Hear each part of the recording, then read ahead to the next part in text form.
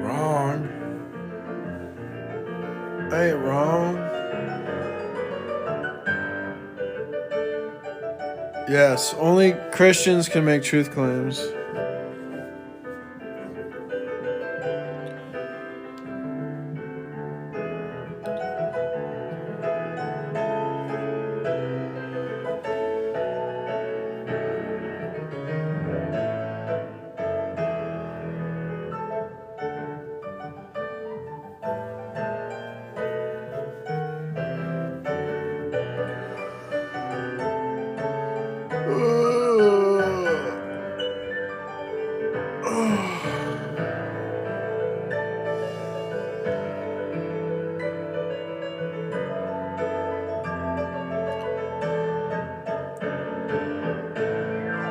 Isn't there a difference between true claims and truth claims? I don't think so.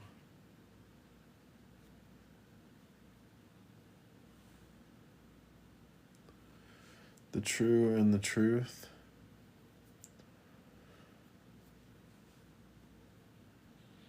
I don't really know the difference. I don't really think about language that much. I'm more of an idea person. Men invented gods and used them to control. Oh, really?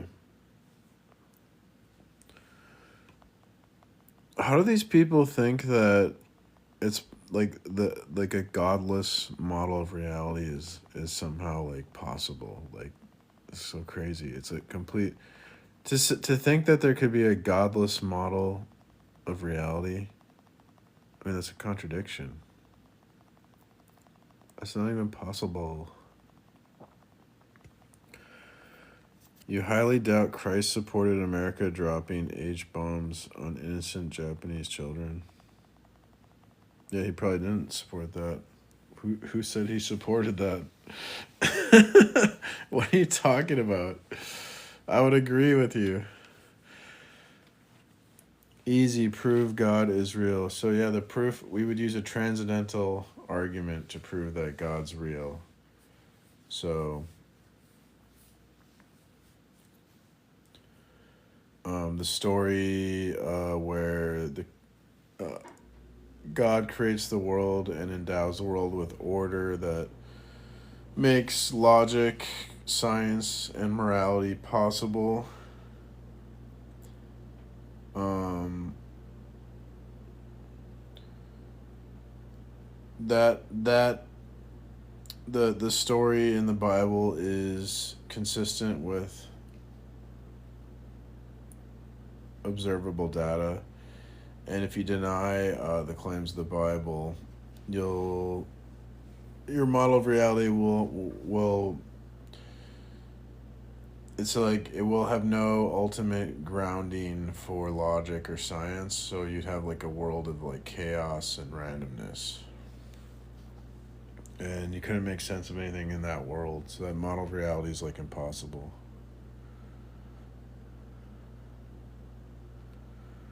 I'm losing you. Think about like the movie The Matrix or something, right? So the Bible's sort of like the red pill to get to reality without knowledge from God. The red pill. Um, you'd be stuck in the matrix where you wouldn't know what reality is. Ultimate reality has to reveal itself to us in order to for us to know what reality is.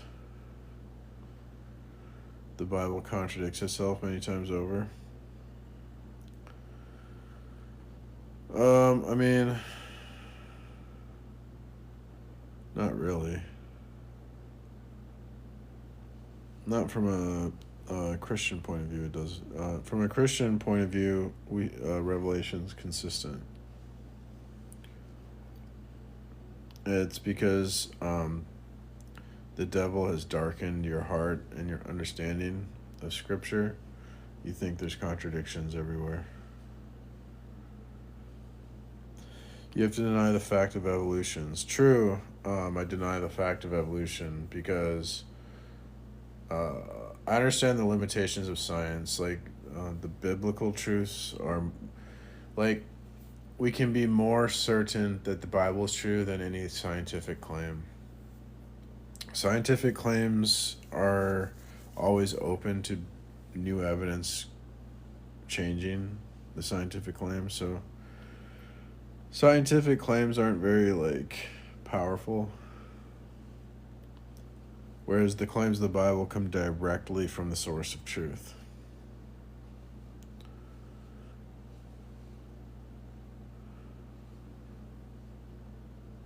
Can Christians not tell a lie? No, obviously Christians can lie.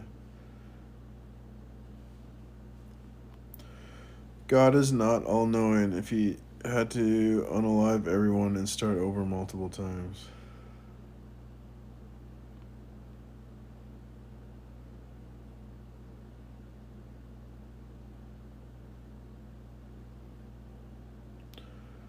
Yeah, but contradictions in some contexts, sometimes people intentionally use contradictions as a type of reasoning. It's called synthesis. It's like a continental philosophy as opposed to analytic philosophy.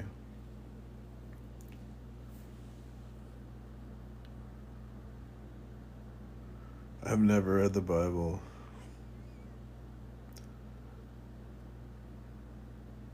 Christianity doesn't make sense. Yeah, it does. Only Christianity makes sense. Atheism is like a fantasy. If you deny Christianity, that it's like a performative contradiction to deny Christianity.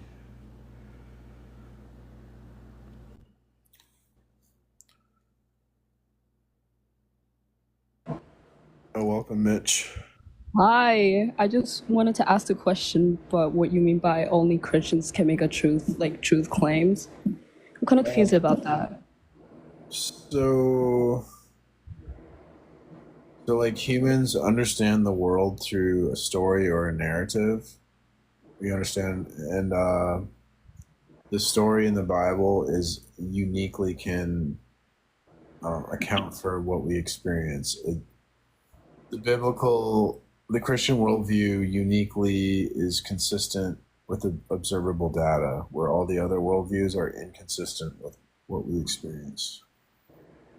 Yeah, to be honest, I don't. For me, that doesn't make any sense. And by saying that Christians can only make truth claim, sorry, like, doesn't really make any sense just because you put on your belief. By the way, I'm not trying to disrespect your religion or anything, but like just trying to put saying that to deny the Bible is to deny science itself.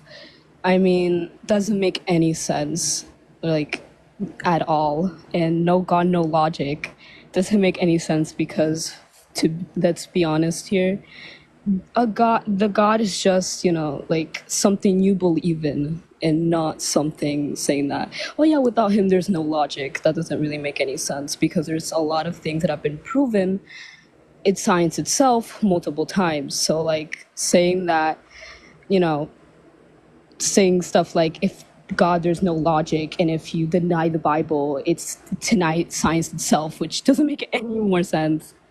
doesn't make any sense. It makes sense because God's necessary for all those things to be possible. Like in a world without God, we couldn't do science, for example, or we wouldn't have be able to use logic. What do you mean by that? By not use logic? Um, so like logic is correct thinking about the world, and in the Christian view, we have like God who thinks correctly about the world, and then we're like made in God's image, so we can think correctly about the world. Okay. You We know can what? like Uh huh. we can use logic because like God designed our mind basically, and the other if God doesn't design our mind, then their mind is a product of an accident. Basically, it's not intentional or it's not purposed. Product. What do you mean by products of an accident? Wait, what? Yeah, it's either God designs your mind or your mind is the result of like molecules in motion and chemical reactions and just like you know the But like, intention or design behind your mind. I'm sorry. Wait, but like, you do know that like to believe in God, it's faith and not science, right? Like, you know, it's No, not like. God's objectively proven.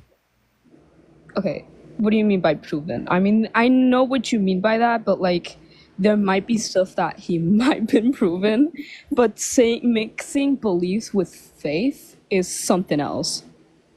Well, I think we should have evidence for what we believe, and so I think there's very strong, compelling evidence that God has been objectively proven that He's actual, He exists, He's Okay. real. Okay, same with science. It's also multiple stuff that have been proven.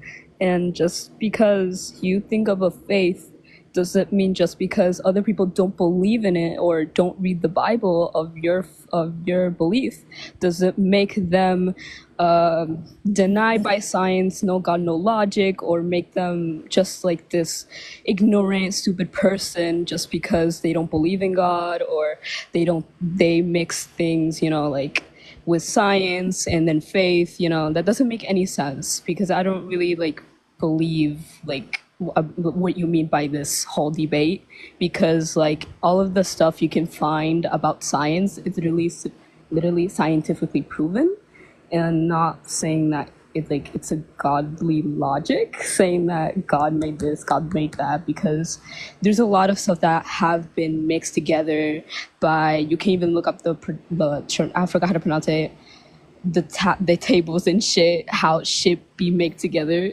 and it doesn't mean that God made it itself. So, you believe in science, Yeah, but like, how would you know that science is true? because it's literally scientifically proven. Same with your belief. Why do you think God exists? Well, I'm saying God's like self-authenticating because God's the ultimate authority in my system of truth. Mm-hmm. Apparently, like your system of truth is just to believe whatever science says or something. No, I get you, but it's the same with yours too. So like, if you think Mhm. about it, it's mostly the same thing, but literally yours is just a belief, you know? Well, but Uh-huh.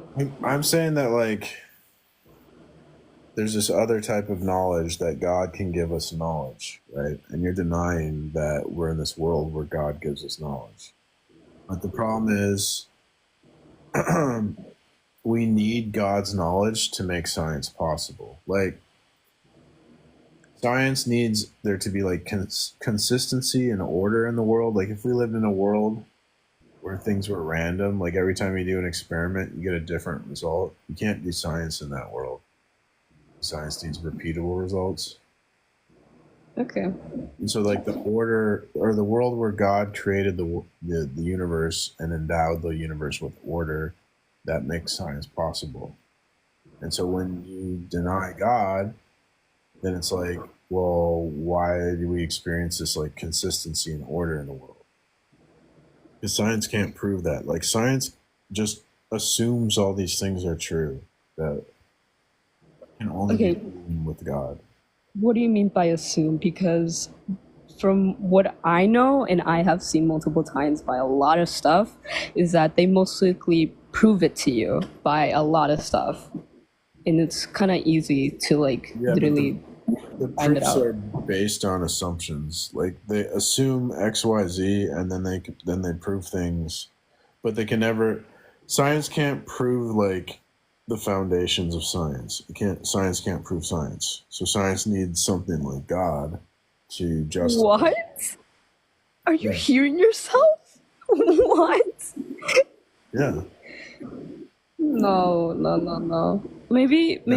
I mean this in the nicest way possible. Please, please, before you say any of this stuff, please, like, educate yourself because I am from what it educated. seems is that, like, you have no education at all. And I'm maybe, I educated. don't know if you flocked high school or middle school, but this is very, this literally shows science at school and how it's literally scientifically proven which each stuff. I get what you're coming from, but doesn't make none of sense saying that science is just assuming. Same with your belief, it's mostly assuming, but it's mostly faith. But science is literally scientifically proven and proven literally by like multiple things. You can even look it up, videos and shit, and it's like how? It doesn't make any sense. Like I don't get you. Like I mean, I don't know. I don't know how to explain it. Many like try to. I mean, don't doesn't that make sense? Like, if we're in a world where everything's random, you can't do science in the random world. We need God to order the world. Doesn't that make sense to you? What do you mean by a random world? Like, there's order in the world. Like, math is a type of order, like a conceptual order. But then there's also order in the physical world, like gravity, or I don't know what's order in the physical world, like that things like apples don't just randomly change into like oranges and bananas. Like things stay the way they are. There's What do you mean consistent. by Apple? I'm so confused. I'm either retarded or like I'm not getting you at Oh, we all. can't say. Oh crap, we can't say that word. Oh, Oh man, we can't say that word. I don't know. I was like having difficulty explaining this to you anyway. I had to drop you because I can get in trouble if I don't. And I let you say those words. Those words hurt people's feelings. But you can come back up. That's Welcome. the same question. What do you mean apples turning into oranges? Okay, so like in the Christian model of reality, God would limit the apple so the apple doesn't become an orange. Yeah, Like, but that doesn't happen anyway. Why do you assume God does that? well, that's what he says. So, Okay, so you believe everything everybody says. no, I believe what God says because it comes from God, and we How do believe. you know it comes from God? How do I know it comes from God? There's like what like criteria, like so like the prophets they perform miracles, so we know that they're speaking for God. Like Jesus Yeah, but resurrected. how do you, what miracles are you talking about? What miracles? Like that's in the Bible. There's Have you ever heard of Yeah, prophets? what do you mean by miracle? Like Moses parted the Red Sea. How do you know he parted the Red Sea? That says it in the Bible. How do you know the Bible is even true? There's a lot. I can Well, write anything in a book. Doesn't mean it's true. I take the Bible as my authority in the system of truth. Yeah, why? Oh, because you couldn't like rationally deny the Bible. For example, like what Yeah, you authority? can. Oh, okay. I'm doing it right now. You no, you're not. So you're bickering, Yeah, I deny no, that the Bible is actually true. but not Is that rationally. irrational? Yes. So like, Demonstrate that. okay, so I say the Bible's the authority. By what authority are you appealing to say the Bible isn't the authority? I don't take assumptions to be true without evidence. Okay, but that's not an answer to my question. So I what? did answer your question. I don't take assumptions to be Okay. true without evidence. No, it's not what I'm asking you. Okay, listen. Try That is what listening. you're asking. Okay, try You listening. assume the Bible is accurate. You said it Right. yourself. Try listening. Yes, I take the I Bible. did listen. That's what you said. I'm repeating your words back to you. And now they're just interrupting me. So I take the Bible as the authority, right? You Yes, don't think you're the Bible- assuming the Bible is accurate. I get that. Oh my God. You don't think the Bible's the authority, right? So what authority do you appeal to when you say the Bible's not the authority? I control my own brain. Oh, so you just decide. I'm my own authority. Okay, so you just determine what's true or not true. I didn't say that. Yeah, you did. No, I didn't. Yeah, you did. I evaluate claims. Oh my God. What is the Yes, authority? your What God. ultimately in your system are you saying that determines truth that's not the God of the Bible? Whatever comports to reality is what true How do you is. know what reality is? And so we can study things and we can determine using logic if things make sense. And then we can tell if things make sense by what evidence we have. If How you would you- don't have evidence, you're making an assumption. How'd you ground logic on a godless worldview? Why do I need to ground logic? Logic is descriptive. Oh, you want to sit here and use logic, but you don't want Yes, to. because it's descriptive.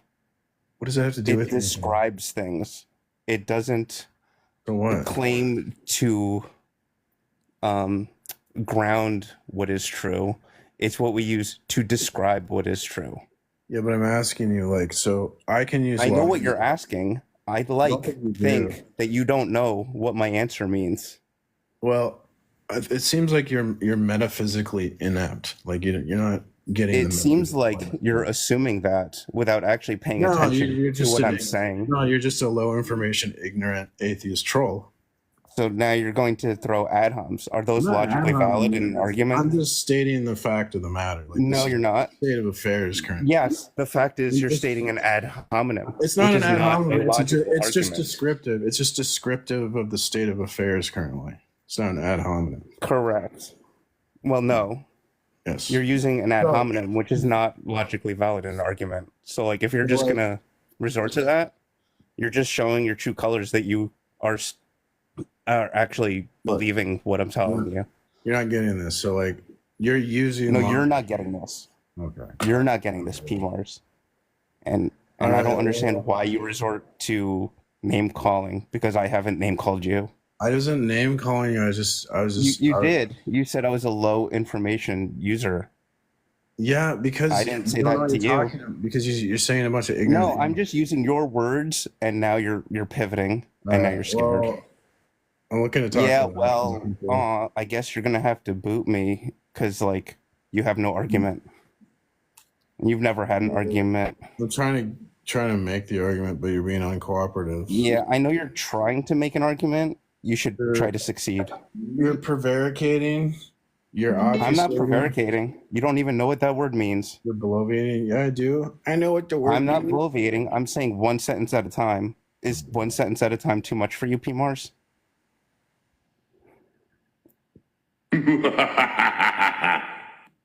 Like, I'm talking pretty slow, to be honest, because I just woke up. Yeah. Okay. I didn't say you're talking fast. That's what bloviating means. It means you're talking at length. Yeah, but it doesn't mean you're talking. It doesn't have anything to do with the pace at which you're talking. Well, because I'm talking slow, it means you have opportunities to say words, and you're really not saying anything. Yeah, because you keep like interrupting me when I'm trying to give the argument, right? So like you're using logic, right? Your worldview has Yeah. to. I use logic because I have a brain. Well, yeah. Do you but want me to prove I have a brain? Now you have to account for how can you use logic on your godless worldview? Because I have a brain. I can account for logic on my God model of the world, right? You can. I can do it in mine too. No, you can't. Because like what would Yeah, because what would like in- it's a byproduct of my brain. Because I have a brain. Yeah, but your So I brain, automatically use logic. That's how I ground it. that's nonsense because logic is How is you. having a brain nonsense? It's because logic is logic can't your brain can't ground logic because logic's It universal. actually does. That's how it works. What are you talking about, man? Why are you What are saying? you talking about? You said my brain can't ground logic. I have a brain. Yeah, a I'm brain. using logic right now, right, to talk to you? Because if Yeah, I but couldn't use logic, I couldn't talk to you. using something isn't grounding it. That's exactly what it means. Okay. Well, I don't know how to I'm talk to sorry you don't you. understand how things work. Oh Maybe yeah. you can study like what logic is. What is logic? Logic is our ability to determine what is true by Hmm. evaluating evidence and having sense perception. And how do you account for logic in your worldview?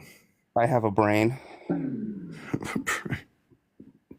I literally already told you this. I don't know Well, what part of having a brain you don't understand. aren't you using your brain in this conversation?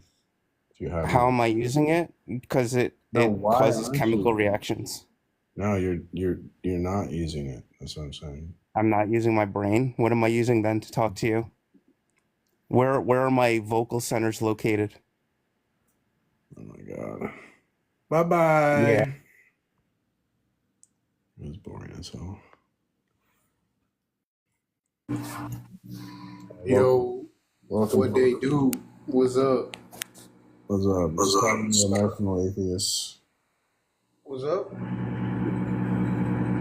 I'm just talking to emotional atheists. How are you?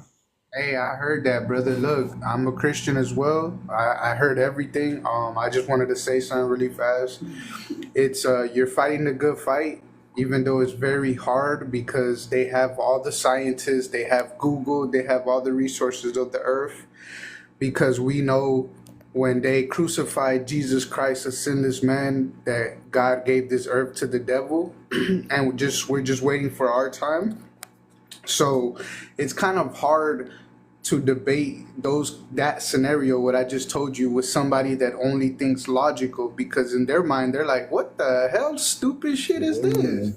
Well, I mean, I know they think that Christianity's foolish, but it's easy to debate because their position is like ridiculous. So, No, and it's easy because even with what the guy was just telling you, right? Like if he was just a little more genuine, their worldview is if you break it down to a nutshell, which I could tell if you're doing debates, you should be informed. It's like, hey, so why are you good? He was just saying because I have a brain, but in reality, their answer is they don't kill because they don't want to be killed. That's really you have to use the that the word.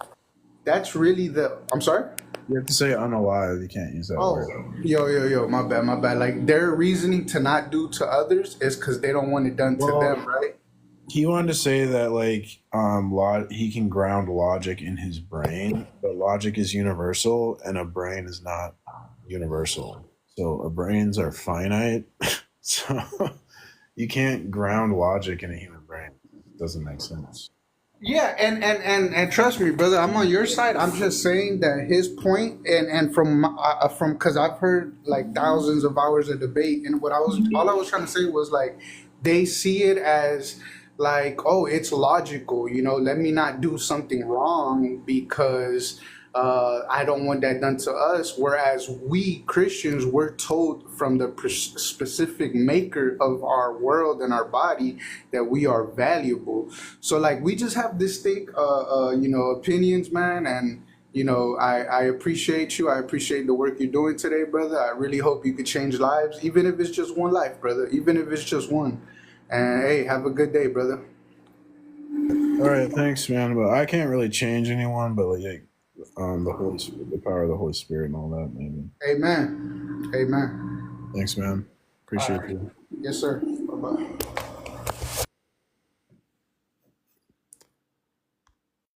I mean, honestly, I think atheism is like bad for the world, so it's kind of why I like to attack atheism. PP boy, great. What's up, man? So, Yeah, just dude, you got absolutely schooled by Brandon. Gotta say, 10 out of 10, Brandon. You did amazing.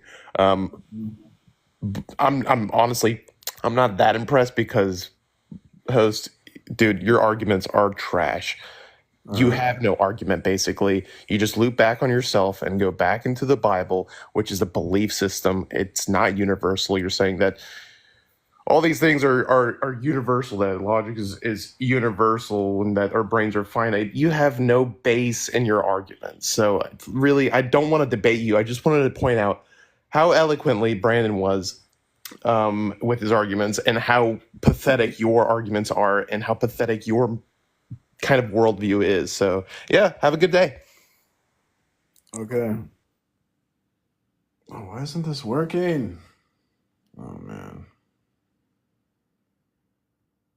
Sad. I'm trying to get my soundboard to work. Well, thanks for your opinion. That was a cool opinion. I don't want to debate. I'm a coward. Here's my opinion. Bye. Good morning. Good morning, Tay. Are you 18 or older? Can you hear me? Are you an adult? Yeah, I'm 32. Okay. Do I not sound like one? I mean, it's hard to tell with women sometimes because No, I do. I do have a baby voice. It's cool. I don't know how God could ever be proven when he's faith based. Like that's the whole point of him, is he wants you to believe in him without the proof. So how can we say that it's logical and it has been proven? Well, I just totally disagree with that. Like, for one, like the disciples had faith, and they also had direct evidence and proof. I mean, allegedly. But it goes against what he had, like he said, like the disciples being a thing, like all of that, like having physical evidence goes against everything he originally No, said. God doesn't want you to believe in him without evidence. God gives you, there couldn't be more evidence of God. Like God gave you, he designed your very reason that you're using, right? So why would God give you reason and then like expect you not to use it when you believe in him? I mean, having reason and having proof are different scenarios. Okay. But like, if God gave you reason, he wants you to be reasonable, right? So a reasonable person is going to want proof for what they believe. I mean, having reason is kind of important in order to be able to have faith, in a sense, right? Well, I think there's good evidence to be like a Christian. I wouldn't expect someone to be a Christian like without evidence. Like that's why I would say like you shouldn't be a Mormon, because Mormons like don't have any evidence. It's like some goofy thing where a guy made a claim and it's like based on an anecdote as opposed to like corroborated evidence. Are you against all other belief systems?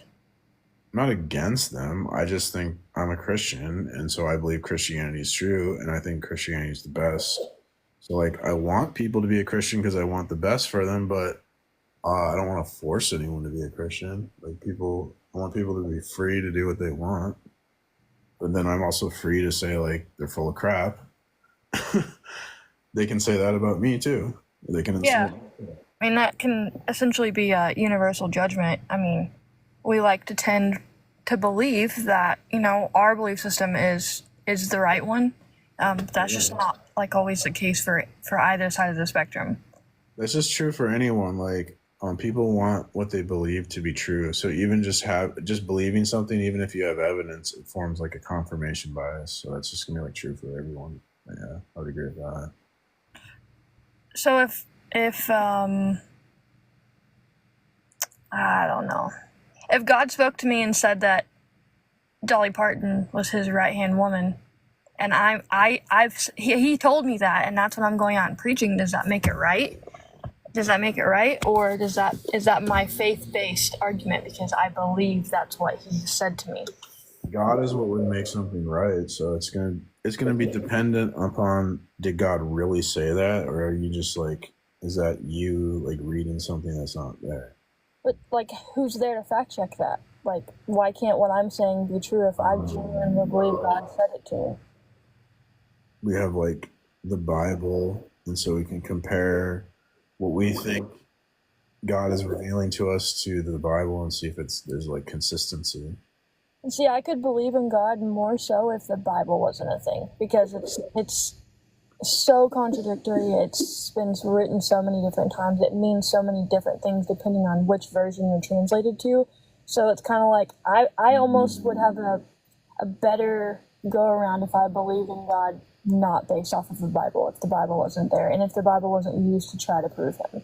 The Bible is pretty consistent in terms of like what's written in it and our understanding of it, but we have like thousands of texts. It's actually like very accurate, but the problem is politics can influence how people interpret the Bible. Like today, churches are becoming more progressive, right?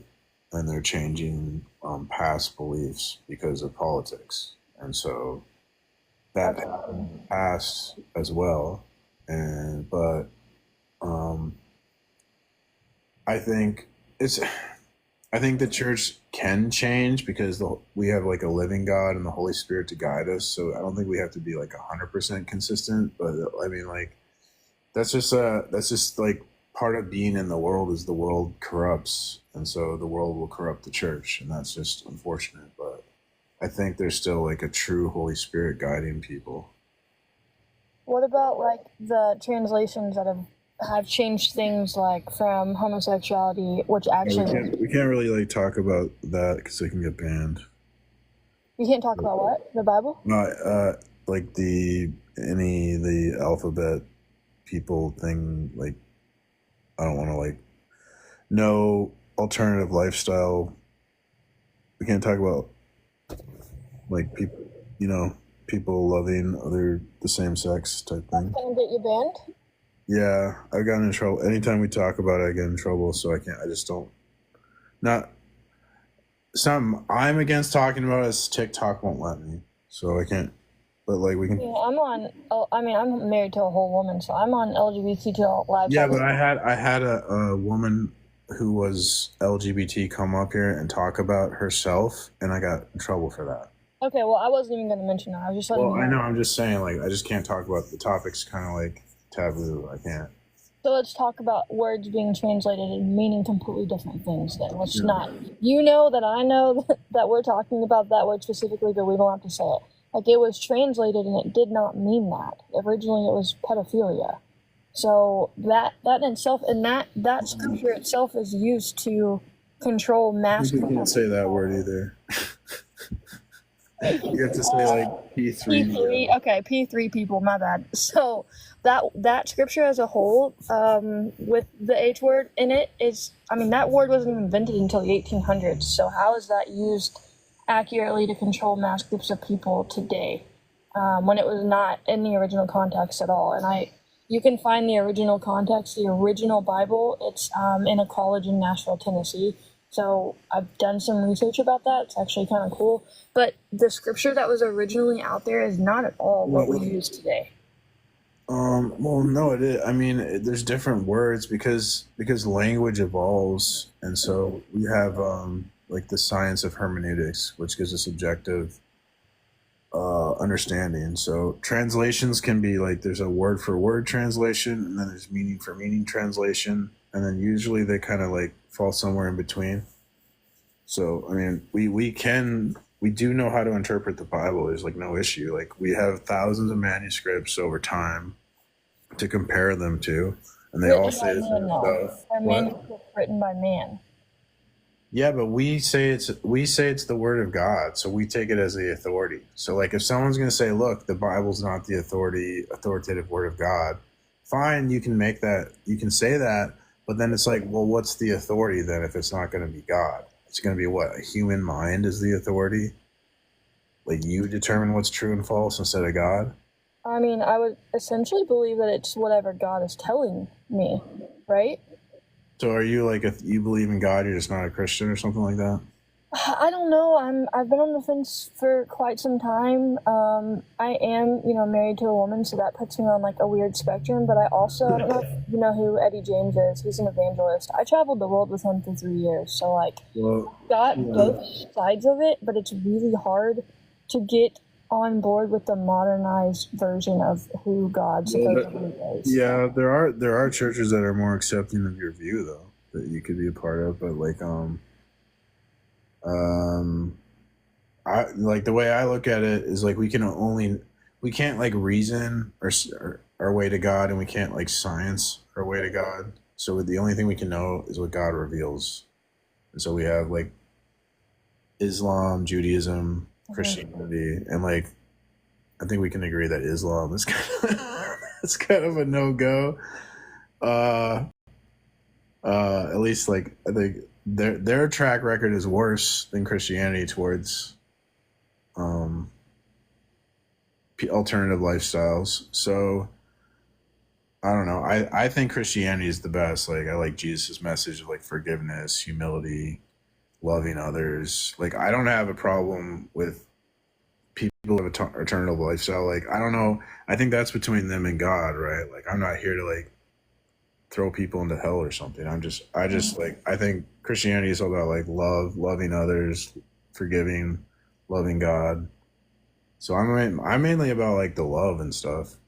Yeah. So that's why I like Christianity. But and then what I was saying is like, yeah, we can only know what God reveals. So you could worship like a higher power or something. And I tried doing that a lot of my life, but ultimately that I just felt empty inside. And I don't know, for me, the Bible like helped heal relationship with like my father. And like I feel more fulfilled, and like I'm like it's helped with mental health issues and stuff. Like so, I don't know. For me, it's like I have a lot of personal benefit.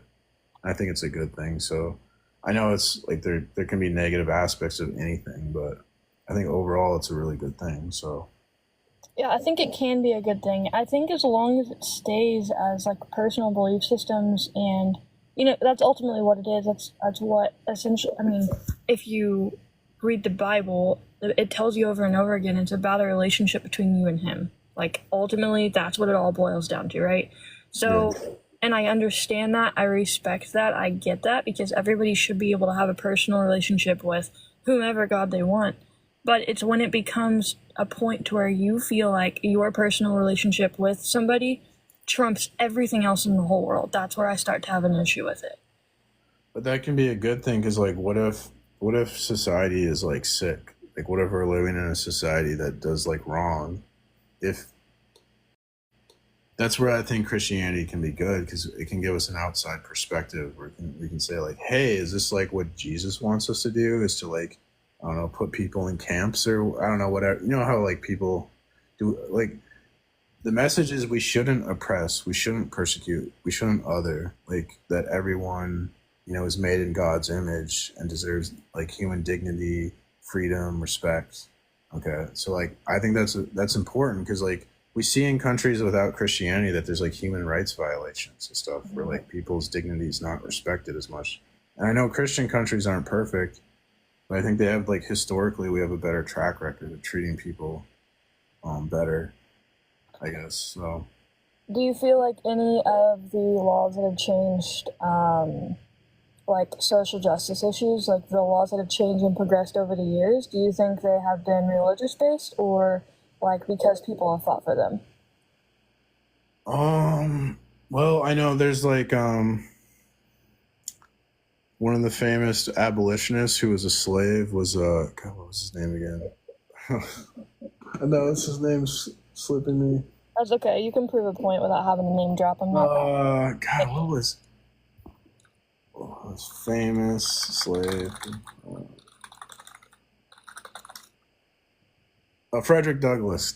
Yeah. So Frederick Douglass. Yeah, he used the Bible to fight for social injustice or social justice issues like that. He used the Bible as like, look, you Christians who are owning slaves are hypocrites, and Jesus would never approve of that. Like Jesus didn't own slaves, and Jesus said love everyone, and what they were doing was cruel and oppressive, and that was not love, and so that was not he called them hypocrites, and so yeah, I think the Bible there's a because originally the Christians were persecuted and oppressed by the Roman government, right? And Christianity was against the law, and so there's this message, I think, of social injustice that can be like good for society, Yeah, I and, think it can be good for sure. But and it's like nonviolent. it can also become really like not good though. I mean, I think anytime there's any extremist on any scales out here, like it can become dangerous. So Yeah, it goes back to again, personal relationships with God is one thing. Like that's respectable, but it's when it becomes more than that and you try to control people where like that's where you're gonna lose a lot of credibility. well, I think in Christianity though it teaches like to stand up to oppression in a nonviolent way, because like there's Peter, when they came to arrest Jesus, Peter injured the guard with a sword, but Jesus healed him and told Peter not to do that. Yeah. And what do we? And I heard so like in the news, the CEO of the health insurance company was unalived in New York in like broad daylight, and some I heard people talking like some non-believers, not that really. I mean, so I'm sure Christians share this opinion too, where they're saying like, "Oh, this is such a good thing." Because like these companies are evil and the CEO is responsible for like, you know, people not getting healthcare and being unalived, and but like I don't think I don't think violence is the answer. They were saying that violence was the answer to fight social injustice, and I think that's a really bad message. Like I think the message of Jesus is bad because violence will just create another cycle of violence. If the people get in power through violent means, and they'll just be violent. It was just a cycle. It's a cycle of violence. And So so I do think, you feel like if you didn't believe in God, you could potentially be a what is the word? What's the TikTok word? I think they say schmurder. Like, do you think you would? Maybe not you on a personal level, but do you think if people didn't have God, that they're more likely to do that? no, I think that's silly. I don't think belief in God necessarily prevents you from like doing extreme crimes. I think there's like kind of a social by the virtue of living in a society, we have this like code of conduct. But there are people that have different codes of conduct, which is why we have prison, because some people don't. So you don't think that like having a faith of some sort is driven by like your conscience or your like moral compass? I didn't commit crimes really before I was a Christian. After becoming a Christian, though, like my heart changed, and like I'm more likely to, if I see someone asking for money on the street, I'm more likely to give them like a buck or two, right? And before I was a Christian, I would like rationalize, oh, they're just a scammer, or you know, I don't know. I come up with some excuse not to give them money. So your relationship with God kind of pulls you to doing like more of the right thing. I Like don't know. being more of like an empath, I guess, like wanting better for humanity, I mean. Yeah, I'm more like forgiving. I know, like I don't get as anger. I'm more in control of my emotion. There's like a lot of benefits. Like I said, like I forgave. I used to be angry at my father for a long time, right? And I forgave him, and that like healed our relationship. So I guess it, like sort of makes me a little bit sad that like you couldn't get to that point. But I don't know your story, but it makes me a little sad that you couldn't get to that point without having to have God there to do that. If that makes sense, because we all deserve to not live in a place of like not being able to forgive others, because ultimately that kind of like destroys us internally, you know. yeah, it's people don't real forgiveness is actually kind of a selfish thing, because like holding a grudge can be like anger is self-destructive. So Yeah, you of don't course. have to forgive for yourself, but like yeah, I try to do my life without God. I thought I didn't need him and I could do everything on my own. I did believe in like a higher power type thing. I wasn't like an atheist or against Christianity or anything, but um yeah, I got to a point at age 37 where I was like, I just realized, I don't know, I needed God, I needed a savior. like changed my life. So it's kind of hard for me to like when I've experienced the effect in my life, you know, it's like I'm not gonna go back. And then now that I'm been studying more, I think that's actually an objectively provable thing. But I don't think people really base their beliefs on evidence, even though they might claim to. I think people really are driven by like emotion or like they're driven by things if the people they respect of high character and integrity. Like if a celebrity endorses a product, they'll think the product like that's why they have celebrity endorsements for something. Celebrities can sell things and like emotions can sell things, but like logic and evidence, people don't care about that as much, which is sad but true, I think. Yeah, no, I believe that. Do you feel like religion was the reason, Jesus was nailed to the cross? How much religion do you think was part in that? Because it wasn't done by atheists. I think we're in like a corrupt world, and that people hate, they don't like the truth. They hate the truth, I guess. And so when a person is like full of love and they're just speaking the truth and they're speaking truth to power, essentially is what he was doing. They don't like that. He upsets the social order and the system, and then people crucify the one that tells the truth, basically, is the message I get. So, and I think the same is like if Jesus were to come back today, people would crucify him, even Christians, a lot of Christians, because people do like, there's this resistant, like we always turn away from God. Even the Jews were always like worshiping the golden calf and like turning away from God constantly. So there's just this, we're just kind of like corrupt or something wrong with humans where we just reject the truth and we reject God. Yeah, because it was not the non-believers that crucified him. It was the religious people. Yeah, because he challenged the religious leaders at the time, and so they wanted to. They accused him of blasphemy. That's why sometimes when Christians will accuse me of blasphemy, I'll be like, "Well, Jesus was accused of blasphemy, so I guess I'm in good company." Yeah, it just blows my mind that like because you kind of grow up thinking that he was crucified because people didn't believe in him, but he was literally crucified by religious folks who believed so much that they thought there's no way this guy could be the one. You know what I mean? He claimed to be God, which was like, yeah, that was a scandal, right? And he was. They probably viewed him as a threat to their power, and so it was like a politically motivated. Even back. A lot of the things that get blamed on religion, like the Crusades or the Spanish Inquisition, a lot of these things, early colonization, a lot of these things are political, where it's like the state is like trying to grab power and all that. It's crazy that we're still facing that today. You know what I mean? That we haven't grown from that. Yeah, that's what I'm saying. Like the problems that Jesus was facing are still here today. And I think that he provides a good answer, like a nonviolent way to stand up against oppression and persecution by taking the higher road and showing like love, revealing the love of God. That love changes people. Love changes the world. Violence doesn't. I don't know, it's crazy. Do you think God like thinks like, man, I sent my son down there to die thinking that would help these people like figure it out and they still haven't? Do you think there's regrets there? I think it just represents like it's a lot of like the victory over death, because it has to do with like Adam, the fall where death entered the world through Adam, but then Jesus defeated death, and because Jesus defeated death, we have freedom. We're not on this inevitable path to destruction. There's like eternal life and hope.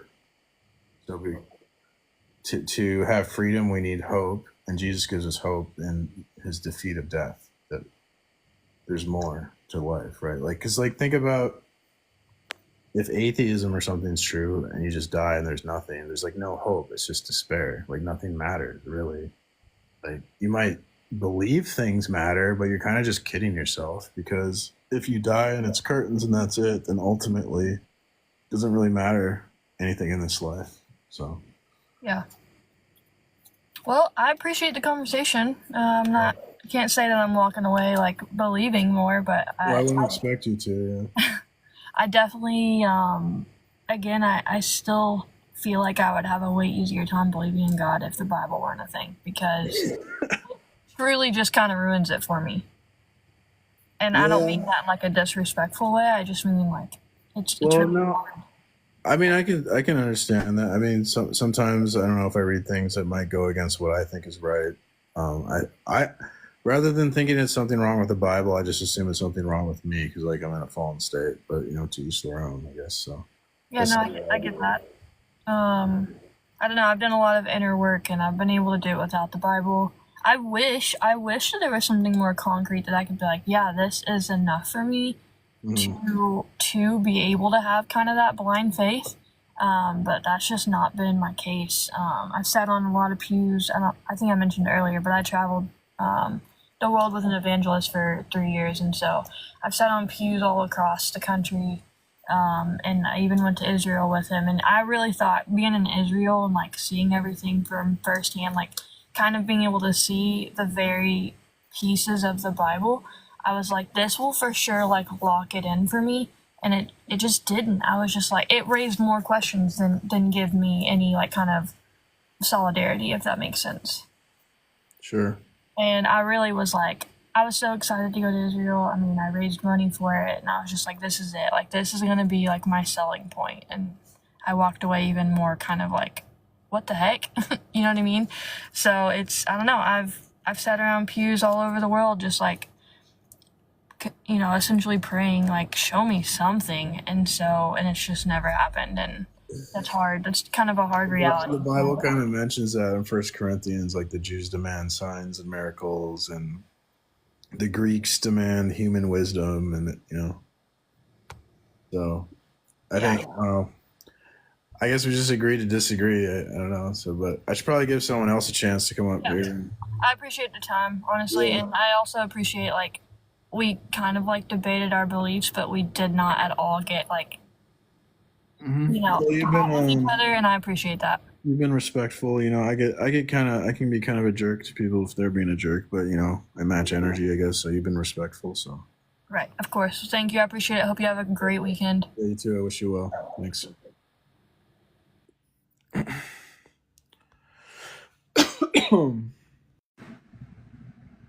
Were you up here earlier? Yes, sir. Oh my gosh. I I don't just remember. caught. I'm sorry. I don't remember. I can't remember what did it end well or Yeah, no. you're a believer, I'm a right? Christian. Yeah, Yes, sir. okay. Yes, Now I sir. remember. Yeah, I got I talked to just some wanted people. to. Yeah, go ahead. I just wanted to say, for Tay, she seemed very respectful, and she seemed very like a very honorable person. I did realize the topic that you didn't want to bring up. She's part of that community, so I'm not gonna bring that up. All I'm gonna say is that a lot of people reject Christ because they want to live in their sin, and all God asks you to do is not to kill, not to smell, not to cheat, not to lie, right? That's all he's asking, is not to lie, not to cheat, not to be bad to people, not to be fake. And that's a problem for a lot of people in the world. The reason why, even I can't bring it up because I don't want to. You said you don't like that topic, but just know that that's a very important topic in that conversation you had with Tay, because that's what was stopping her from getting that. Because she seemed so close, she seemed so there. You were right there with her, walking her to God, but she just can't see that's what's stopping her from it. But hey, I mean, it's understandable. I mean, if you're in that community, the Christianity is probably not going to be very appealing to you, right? Like, I mean, that's exactly. so I can understand where she's coming from. But it's like it's hard to distinct the Old Testament and the New Testament because It's hard. What's hard is like, what's true isn't what we want to be true, right? Like it would be nice if the things we like or want are the things that are true, but sometimes there's things that are true that we don't want to be true, and that's hard for me. That's hard for anyone to accept, like truths that you don't want to be true. So I think I don't know. I'm kind of sympathetic to to that situation, I guess. Yeah, no, it's hard, brother, because a lot of people Yeah. think that us Christians don't deal with anything. Like, man, we have the same temptations as everybody, you know? Yeah, You we're no know, different. I mean, most Christians have schmecks out of marriage, right? So. exactly, man. Like most Christians are being just as sinful as like non-believers. The difference, Mhm. only the difference is that we realize that we're living in sin. And it's Exactly. like We're humble. Like, I think there's a problem if you think you're a good person. You exact amen. you have to realize that you're not a good person, and you have to be humble. Because thinking you're a good person, you become like self righteous and sanctimonious. Like the Pharisees thought they were good, and they persecuted Jesus. Yeah, exactly, exactly. And that's the thing. A lot of atheists have the logical thought like I am good, and they think they're good because they're not doing harm to others. You know, so it's just it's very deep. Let me ask you a question. Do you believe in the theory that like the planets are fallen angels that came to Earth? What do you? I've never heard of that. Okay, so this is actually super interesting, brother, and it's I like, don't know if I want to really get into that. That sounds a bit out there, man. yeah, no, it's crazy, and trust me, I don't want to turn nobody away. It's pretty amazing how the world is so tied to the Bible. If you notice our planets, if you notice, you know how every star is basically a planet, right? Like the planets are stars. Yeah, I know they're So named after the old gods. I mean, I'll tell you this. Like, I've studied a lot of like demonology stuff. yeah. I believe there are demons, and I bet like in the ancient past, demons might have like appeared as gods to like ancient peoples or something, and that's where we get these like mythologies. And so, Well, did you are you read the talking Old about? Testament and New Testament, or have you read both? I mean, I'm not a Bible scholar. Okay, okay. I've been studying more like arguments and apologetics and stuff. Then, but I'm studying a little bit about theology too. Okay, do you know the purpose of the flood?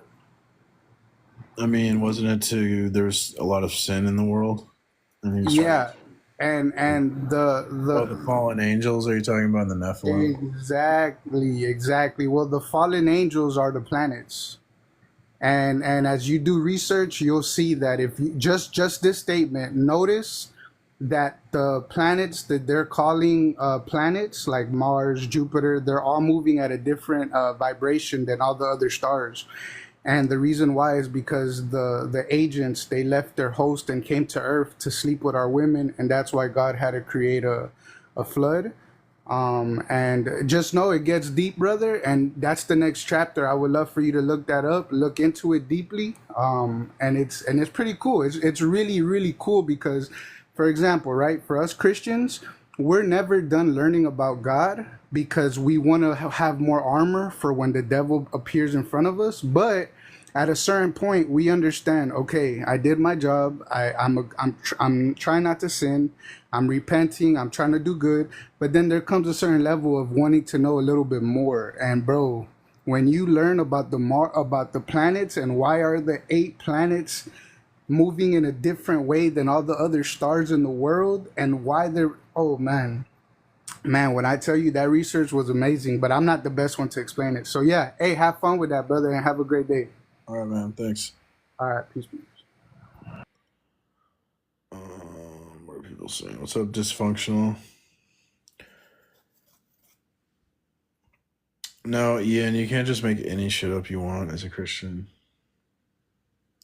We have hermeneutics. It's like a science of interpretation. So we have objective interpretation of scripture. There are some things that aren't clear, and then yeah, some people say some goofy things when things aren't clear. Yeah, I don't know what that guy. I mean, I don't want to be mean, but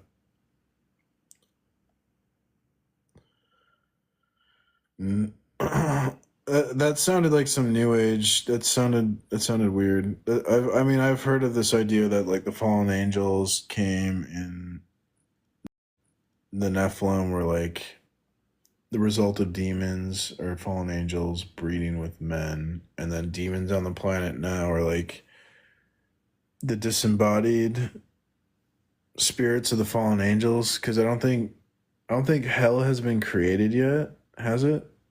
I'm not a theology guy, so I shouldn't get into this stuff. But I think they're not in hell; they're stuck on Earth. These disembodied. I believe they're for sure is demons. I'm totally convinced there's demons, and so they're like the disembodied spirits of these Nephilim or something, the fallen angels, or their children or something. And then on Judgment Day, Jesus will come back and he'll resurrect the living, or resurrect the dead and judge the living and the dead, and he'll cast all their spirits into the lake, the Nephilim spirits.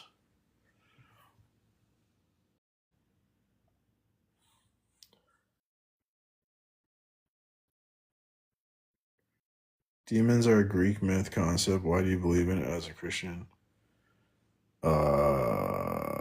The Bible talks about demons. There's good evidence that there's demons. Jib, I don't understand. Like I can barely understand you. What would you like to say, Jib? Hi, Hello. morning. Good morning. I just gonna point to you. You say how why we can't use the logic. So the logic is the only way that we can see the things, all the things that exist. There is not like a comparison. There's nothing between. And like in the last time, I can Logic's show you. universal, though. Logic's universal. Like how you wouldn't get a universal and godless model of reality. Yeah, but the thing is, you put in that it's a God model and not God model. And also, atheist is not a worldview, Mars. Yeah, it is. God is a metaphysical claim. So if you accept the creator-creature distinction, that's a metaphysical claim. If you don't accept it, that's a metaphysical claim, which would constitute an atheist worldview. Yeah, but I can tell, I can show you and grind you how it's not logical. What are you talking Because about? What's not logical? God at all. Yeah, but you have to ground Because logic first. yeah, I mean, I would say I mean, just give me 1 second. My puppy is with me and he's kind of bothering me. Come on. You need a concrete universal. So God's the concrete universal. So listen, the reality is the set of everything that exists or is real. Okay. Are you agree with that? Yeah. Yeah. And as opposite to what is fictitious or imaginary. Okay. Okay, really good. So how we define, how we can perceive the reality, like that is the main question here, right? Well, we don't have access to reality. We only have access to like phenomenal world, the perceptual world. So That is not that's a missense. I mean, how tell me? I mean, what is your fundamental? What is your fundament? Your statement? Why you say that? Explain me logical why you say that. Modern science and philosophy are what's called phenomenalistic, which means they only deal with how we perceive the world to be. They don't really make claims or justified claims about how the world actually is. So we don't have access to what reality is. That's why we need God to reveal himself so we can know reality. But if God revealed you to you, how you don't know a lot of things, Mars? Because I'm a finite human being. So that means is you don't have that proof. You can't yourself. So you are the proof that I'm right. It's a transcendental proof. Okay, so if it's a transcendental to the logic,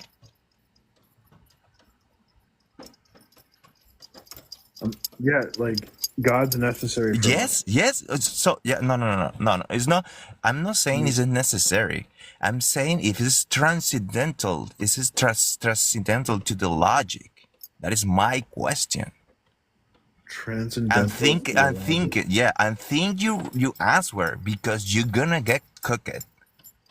Oh, are you saying like? Well, are you asking me what logic is? Like, logic is just the nature of God's mind. Okay, Mars, you're not addressing my question. Because it doesn't make any sense. Yeah, it is. I'm asking if God is over the logic. No, logic is like a part of God. Oh, okay. So that God needs the logic. Logic is a part. It's a reflection of His mind. Okay. We can go down to the definition, but this is really clear what you're saying, Mars. So the God have God is not just God. God is like logic. God is like so he is God is like a set to thing that make God. That is what you're saying. Logic is correct thinking about the world. God correctly thinks about the world. Humans made in His image are able to correctly think about the world because we're made in God's image. So you don't addressing my question, but It's hard for me to understand you, man. Like, it's not trying to be. I know. If you, I know my English is not my first language, but my first one. And also, I don't want to like debate or like a fight with you. I with the time, I mean, I get your point, and I'm not against to the person who believe in God. I'm really honest. If you check my TikTok, my hobbies in music, and I don't care like if people believe it or not. The thing that I believe and I follow, the thing that then I'm not according to, and that is why now I am like saying my opinion about God is because you can go against to the logic because that is like a that mentality, like intelligence, like this argument is that I don't know how can I explain in English, like it's like a intelligent death, like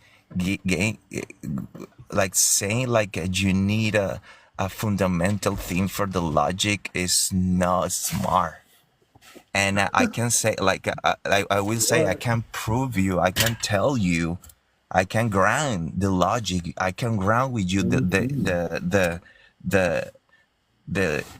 reality if you want philosophy, because I mean I went to the university, I have my like it is not just for that, everyone can do it because basic in the characteristic and property to the thing we can determine all the logic principles. But you can't Is defeat. it What?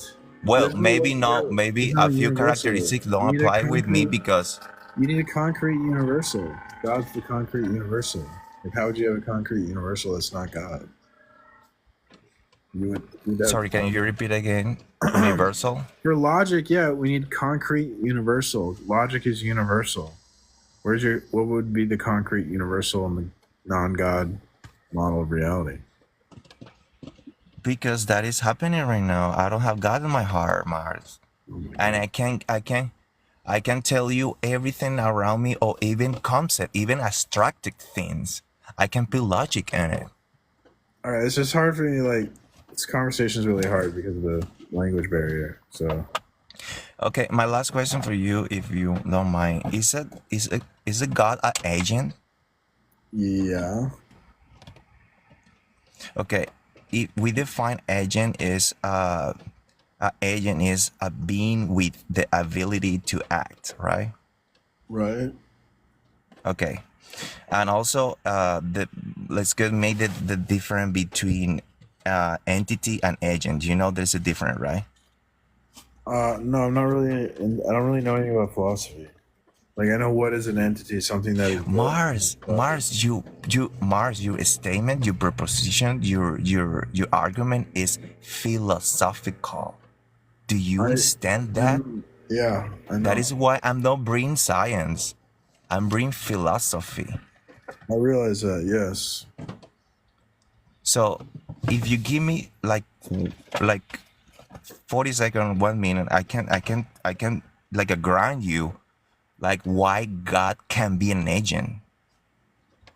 And it's in my and my statement is gonna be like, listen, so how God can be an agent if agent perform actions, and actions are rational by belief and desires. Belief and desire are the proportional proportional states. Agent that don't have proportional state cannot be the agent, and therefore cannot rational actions. Therefore, God cannot be an agent. With this argument, philosophical argument, how you can what are you gonna say if you don't know philosophy? I just explain you, ground you why you can why God can be an agent. Why can't he be an agent? Okay, we repeat again. If agent perform actions, actions are rationalized by belief and desires. Belief and desires are proportional states.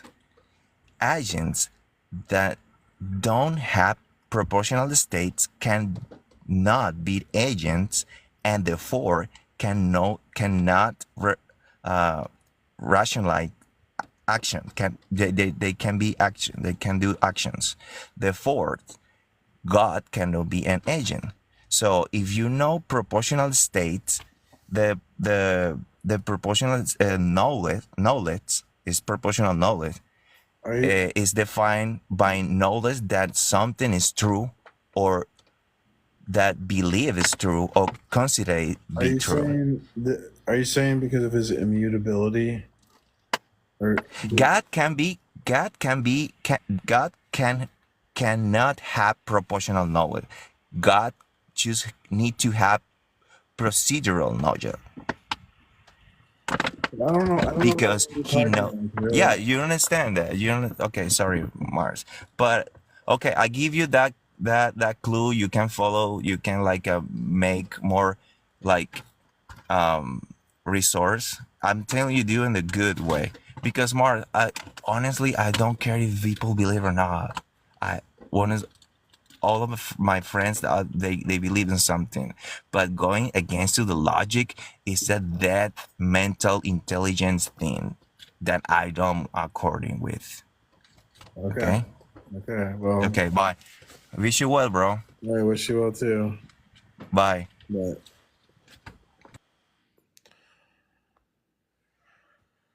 I don't understand. He doesn't deal with the transcendental argument, though. You don't deal with the transcendental argument, though, Jeff. Welcome, Mr. Skeleton. Hello, how are you? Is the other guy gone already? Yeah. Oh, okay. Well, I mean, I'm a fellow or believer in Christ. I believe that the main problem with Christianity is the authority of Christ, and the devil consistently attacks this authority by trying to teach us, trying to get us to teach morals alone, by trying to get us to say, well, I know what's best. Well, I can decide because I know what's right and wrong. And when, that happens, people begin to think, oh, well, I can make my own decisions because I know what's right. I'm better than God. I'm better than the Creator. Okay. So... Well, I was going to try to fight that guy with the logic, because he was trying to say, well, God has limited power, and Did you even God, understand him? I couldn't even understand it. I don't even understand anything he's saying.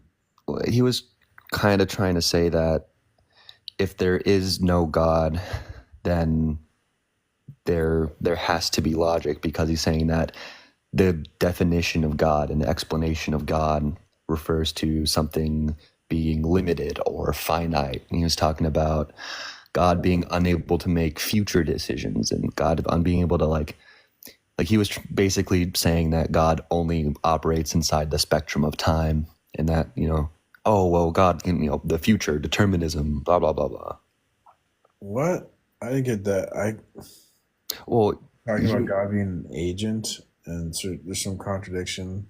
yeah, he was, like from what it sounded like, he didn't really seem to understand how God exists outside of time and chooses to limit himself from. I wouldn't say he exists outside of time, though. Well, but God is not bound by time, so if God is not controlled by time, then he must be outside of it. No, I would say time is a part of his nature. I'd have to disagree.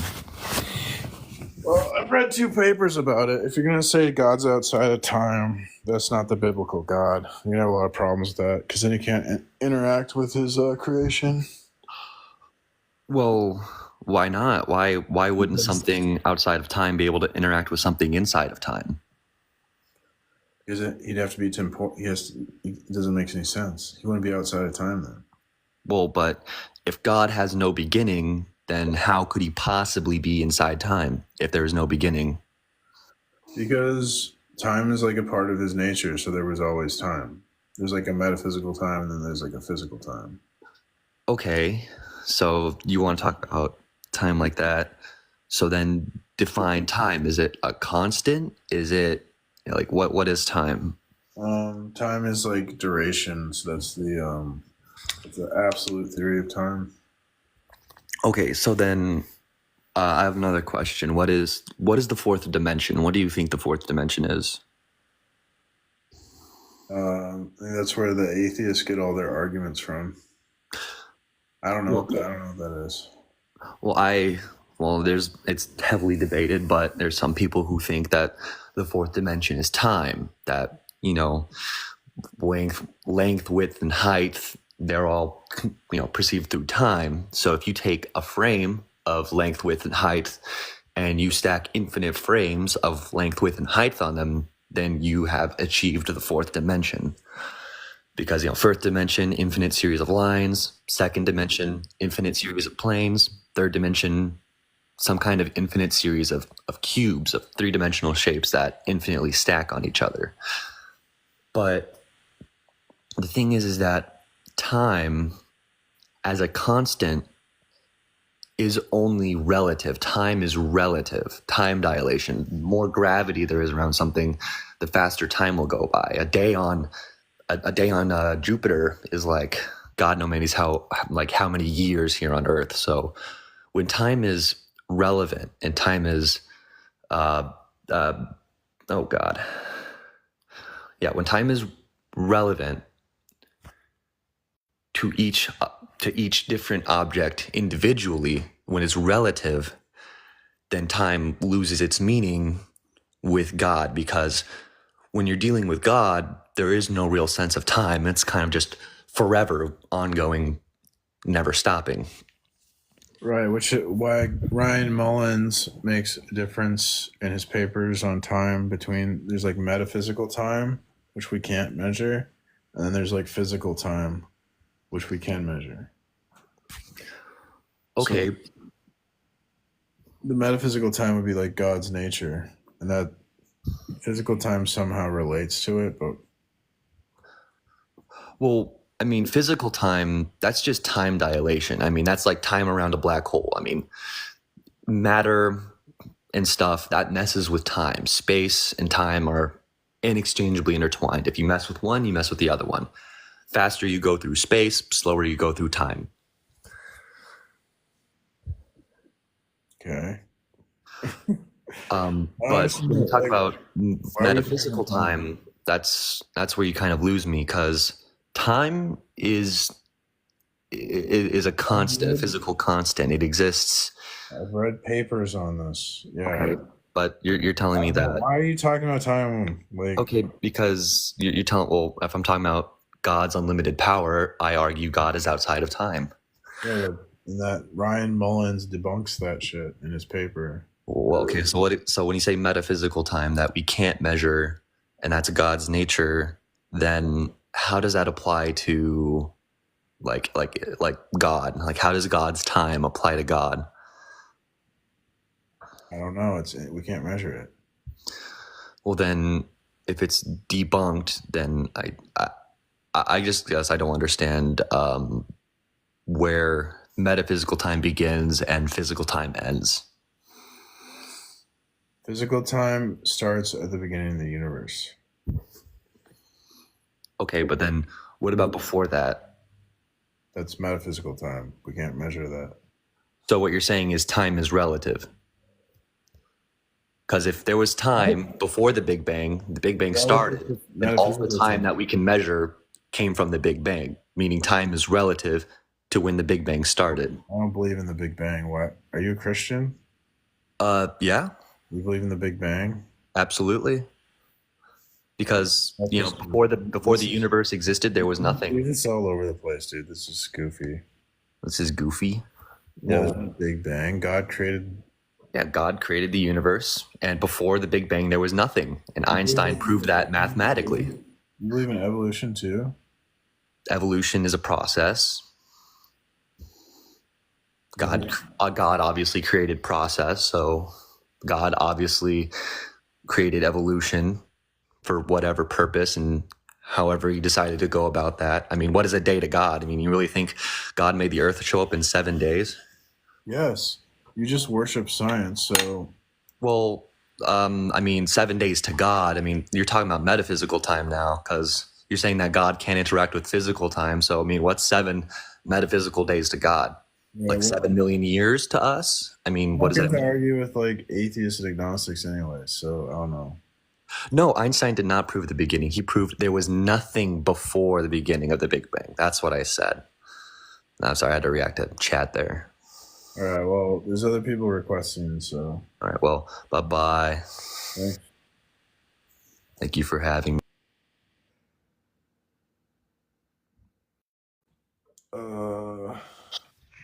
I just wanted to say, no, Einstein did not claim there was a beginning. Actually, when he was creating his theory of relativity, originally, he was trying to claim that the universe could have existed in a static state. So what he was saying there about Einstein, that aspect was wrong. That was not correct at all. So, yeah, I don't think that guy knows what the hell he's talking about. Yeah, he was, most people don't really know what they're talking about. Like, that's sort of standard. Like, people don't know what they're talking about. Yeah, I noticed that, yeah. Yeah, unfortunately, that's what it is, But Einstein did come up with this idea of the theory of relativity, and then he had a term in his equation, and he said it was the greatest blunder. And then later on, people said, "Oh, it wasn't a blunder. It makes sense, because the universe is expanding." And they say, "Oh, because of this little." I don't know. It's just so fucking stupid. Like, we really don't know a whole lot, but whatever. I hate science, anyways. I don't know why we're talking about science. All right, what do you want to talk about? I don't know. Do you dispute any of the claims on my board here? Well, you said you hate science, but it says on your board, to deny the Bible is to deny science, so I don't know what you're saying. Well, people worship science to take, the gospel truth or something when... All right, well, let's talk about the Bible. You want to talk about that? Not really. All right, what do you want to talk about? Well, I do the transcendental argument for God. That's pretty much what I talk about. Am I live? Do you accept God as your creator? I'm not a Christian, but I believe in God, yeah. You're not a Christian, but you believe in God. Oh, well, the problem with that is we can't like reason or science our way to God. You can only know God if he reveals himself to you. So that leaves you to like Christianity, Islam, and Judaism. Or else if you're like, No, yeah, no, because I can reason myself to God. no, you can't. Yeah. You just want to live a lie? What? You can't reason to God. Yeah, I can. No, you cannot. Okay. Well, you cannot have an infinite past. How would you can't, you have no way to know that. Yeah, I do know that because you cannot complete an infinite count.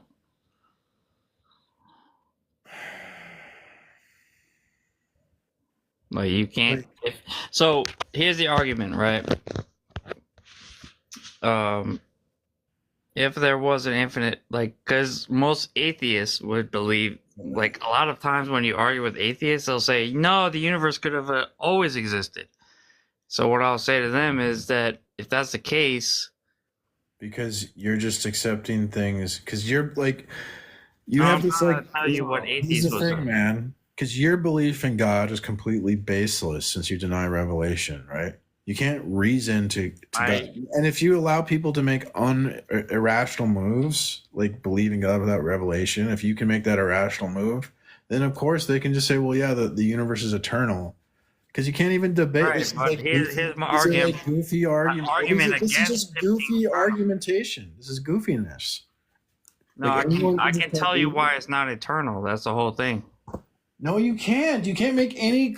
You're BSing. You can't make metaphysical claims based on logic It's not a and reason. metaphysical claim. It's a logical claim. It's a It's mathematical claim. claim. To say the universe is not eternal is a metaphysical claim. Why can't I use logic to prove what I know? Because of the limitations of the human mind. You'd have no way to know It's this not shit. a limit of the human mind. I can tell you logically why it's not possible to have an infinite past. Oh my god, you can't. No, you're not getting this. I'm telling you right now. So you can't even ground logic in your worldview. You can't even use logic. Here's how logic works, right? So if there was an infinite past, that means it was an infinite count was completed.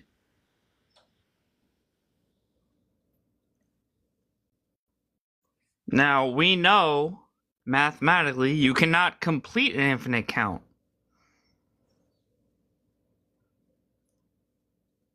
Okay. Well, thanks for coming, man. That's a contradiction. I don't get it. I don't get it. He's just ignoring what I'm saying. Like, do you not hear what I'm saying? Like, you can't reason to metaphysics.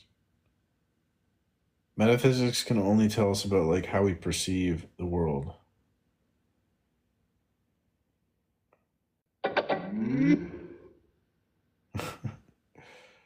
She pulls a crypto scam. After calling out his team and then struggling to I'm trying to like get something working here. Well, they rallied around him. This works. My soundboard's not working. Oh, dang it. Oh, why doesn't this work? This makes no sense. I have to figure it out later, I guess. I don't understand why it's not working. Oh, no one's really requesting up right now. There's a story I want to talk about. A story about a little satanic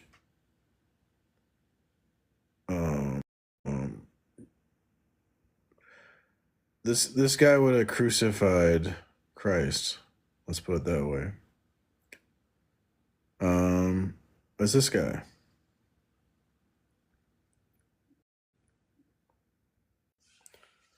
Look at that. Where have we heard this type of mentality?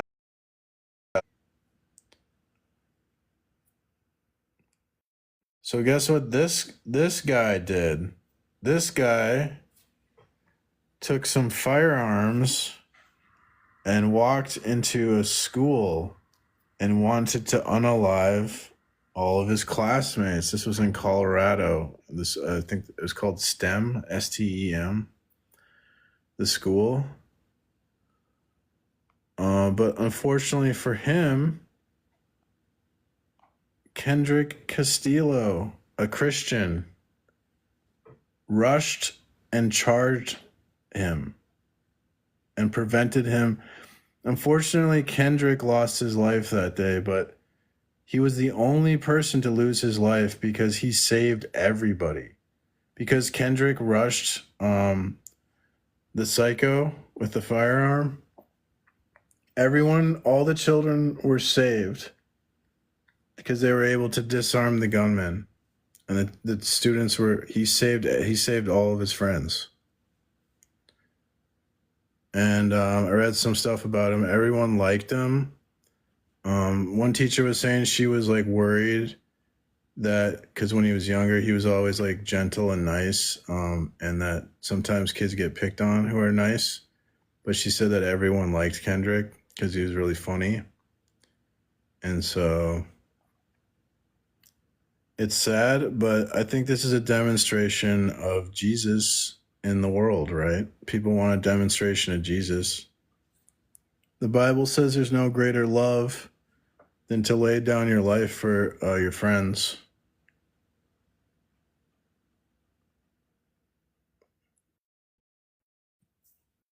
And when we love others, we give God glory, we reveal. If you want a demonstration of God.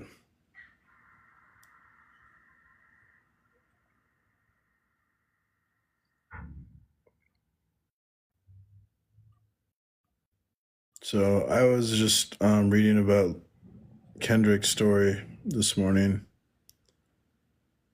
and I think he's a hero, and so I want to share that.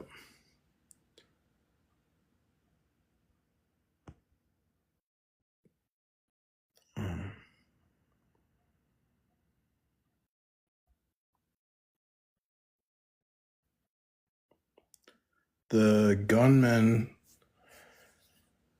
he was like kind of low-key satanic. He would like spray paint 666, and he talked about Satanism and stuff. You know, what a coward. So, I don't know. I thought that was amazing. Imagine being in that situation, and he did not hesitate. Kendrick did not hesitate. He like charged the dude, and because he tackled the guy, other people were able to go and disarm the gunman. So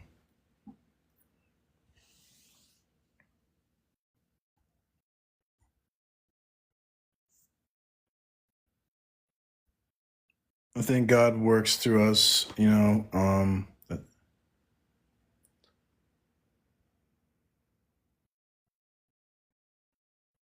God does work, you know, in mysterious ways. He works through people in situations like that. I think that's amazing. I can't imagine.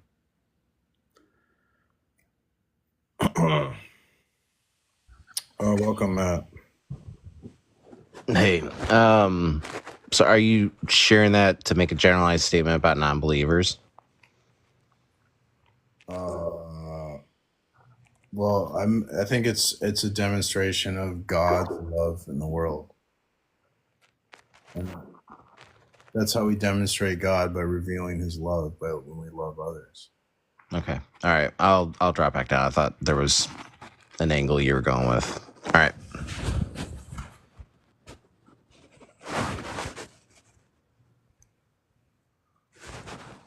No, I'm not saying it's nothing about like atheists. I'm not saying like atheists are like psycho unalivers or something like that. because I know there's like Christian psycho people too. That there's like, I think I've heard a story of a Christian mother who thinks God tells her to unalive her babies or something. So there's like really weird people. But I just think it's the demonstration of God's love that Kendrick sacrificed himself, like Jesus sacrificed himself.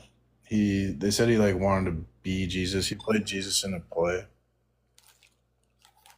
So Kendrick loved Jesus, and he's a legend and a hero.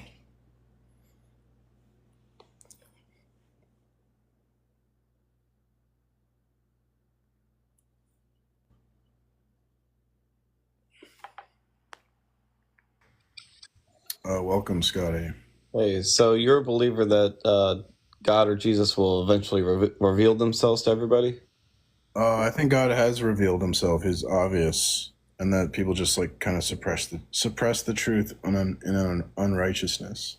So how do you know when that's true and when it's not? So like you just mentioned, like, you know, crazy people say that God made them unalive a child or their children or whatever. Like when can you depict when it's right and wrong? Like when he has and hasn't? I think 1 John 4 tells us like we test the spirits. So like is the we have the revelation of God through Jesus, right? So if we're getting a message from God that would be inconsistent with Jesus, for example, if she thinks God's telling her to unalive her babies, that would be that's inconsistent with the revelation of Christ. So I think that's like obviously wrong. So would you say everything in life is just part of God's plan? Well, Paul says that like ultimately everything is a part of God's plan, because if we choose to do evil, God bends evil to serve ultimate good. All right. My alarm went off. With that in mind, so everything is part of God's plan. Innocent children go to heaven, correct? I would like to think so, but I can't say 100%. So if it's in God's plan that, like, let's say a child had cancer, right? That's obviously nothing that something did or created. It's just God given. Mm-hmm. Where's that child going? Well, like I said, like we're saved by God's grace. So ultimately, I mean, there's some mystery in it. We can't ever say for certain if someone's going to heaven or hell. So you're saying that God has the ability and possibility of giving a child cancer and sending them to hell? I guess it's possible, sure. So why would a loving God do that? I couldn't tell you that. That's God ultimately, there's things that like we don't know, right? Like I don't know everything about God. So yeah, I know. Like, do you see where that's kind of a flaw in logic? But we don't know. You're just speculating. We don't even know God's going to do this, right? So yeah, but you're a believer in God, right? And how He operates. Yeah. So by that means you have to be able to at least justify His actions. No. Well, if I believe my dad's a good person, and you know there's rumor that he's doing something weird, would it not be on me to sort of like justify him as a good person? The problem is, if you observe something that looks like bad behavior, you can't really judge if it's bad behavior, because you have to know the people's motivations and their heart, right? So, but you're saying you study God, you go to church, and you don't know his love or his hate for people? I don't know everything about God, no. I mean, you know enough to create a lie bomb. We only know what he reveals about himself, right? So, like, to say God would be bad for, like, sending the cancer baby to the lake, you would have to know God's motivations for doing that, right? And you could never know that. So you're in no position to say that's bad. Furthermore, God's revealed that he's fair, he's loving, He's just. He's merciful, and so You think God is fair? I have full confidence that God will make when the time comes. I will accept God's decision. I have full confidence in God. If He wants to send me to the lake or anyone to the lake, then that's what we deserve. So, You think God is fair? What? You think God is fair? The Bible says He's impartial. Yeah. So why does He make it possible for innocent people to be unalived? Well, for one, I wouldn't say no. I would say no one is innocent, right? So that's you're Are presuming. you sure about that? The Bible says So everyone is a sinner. when do we sin? What's the first sin you've ever done as a human being, or anybody? I don't know. Everyone sins, though. There's nobody that doesn't sin. So a fetus sins? I don't know, man. I just need you to explain to me what sin can like a fetus sin. Well, a child probably doesn't have like the cognitive ability to sin, but that doesn't mean like in the future they're going to be a sinner, right? But they're not currently sinning. So what? So they're still. So why would this innocent child who has never sinned not go to heaven? We don't even know that that's the case. You stated there's a possibility that they don't. So yeah, but explain to me how. Let's sit here and speculate on things we don't know about. Like, what's the point of this? No, so because your statements are saying that innocent people who do not sin or people who know God and like make up for their sins go to heaven, right? So now you're reversing that and saying you don't know where innocent children and fetuses go. Why would I know, dude? We can only know about God what God reveals. See the difference between you and me is you're making all these wild accusations and claims about God that are completely baseless because we can only know what God reveals about Himself. Time out. Which one of us has a live trying to defend God? Me. So how are you not defending God as far as where an innocent child would go and why He would even give it the remote possibility of not going to heaven? Are you like not listening to me? We can only know what God reveals. So what is God revealing? He doesn't reveal that innocent babies go to heaven. He doesn't say that to us. So how could we know that? Why wouldn't He say that? Why would he? Would He bow to you and do what you want? You're being goofy, man. Because He created me, didn't He? Can you defend your non-God model of the world? Can you defend that? Yeah, right. Life is random. Life is random. What? Everything's random. Yes. Well, how do we do science in the random world? Because it seems like there's consistency and order. Through theism tests, like you do tests to make sure things actually work according to science. Proves science is true. Isn't that circular? Your whole premise is always circular. Oh, really? You just said science proves science. So let me ask you: if, let's say, the innocent child does go to heaven, no, he goes back. Would you consider yourself pro-choice then? No, I would never be pro-choice. That would be playing God for a human. I mean, do you think a human being should determine who gets to live and who gets to unalive? I mean, God gave us the ability to determine that. Okay. Does it mean you should do it? That's up to God. Why would God give me the ability to do it if He doesn't want it to happen in some realm? Right? Because evil's necessary, correct? Again, making claims about God. Do you not think that evil is necessary? Again, making claims about God that are baseless. So press up. I don't know, man. Do you believe that evil is necessary?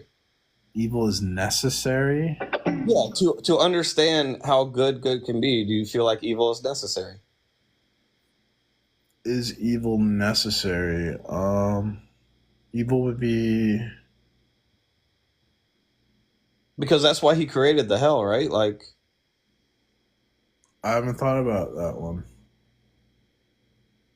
So you don't know how, like, all right, look at life as a perspective, right? You have a nice house, you pay your bills, all this and that. Have you had to ever be homeless and go without? Why are we? I don't want to talk about my personal life, dude. Well, I'm just asking. So, like, if you have a nice house and you have nice things and you can pay your bills and you haven't had to go without any of that, you don't know how bad that can be unless you've been there. So, let's say you know It's like someone made it from homeless. dude, So someone made it from homelessness and all of a sudden hit the lottery and now they have it good. They understand how good they have it now because they've been through the bad. So evil is necessary, right? I mean, that's like a really. It's like a remedial way of looking at things, I guess. I wouldn't. I don't think I would say. I don't think evil is necessary because like God created the world and there was no evil. It was good. There was So only, there was only evil after the fall. so if evil isn't necessary, why is there evil? Because of the fall of man, because man refused to like listen or to understand God's will, which resulted in evil. So Adam and Eve, Yeah, which are two people, correct? yeah. All right. So let's say your grandpa did something that he wasn't supposed to do. Do you get punished for that, or does he? It depends. Like, Do explain. Yeah, I had like you had nothing to do with what your grandfather did. He went out and did something stupid. Who's held accountable? I mean, there's things he could do that could affect me. You're deflecting. I mean, he would be held accountable. All right. So do you think it would be fair or just that you're held accountable by the same standards when you did nothing wrong? It might not be fair, but it might be a reality. Like, let's say he was. But you said God is fair.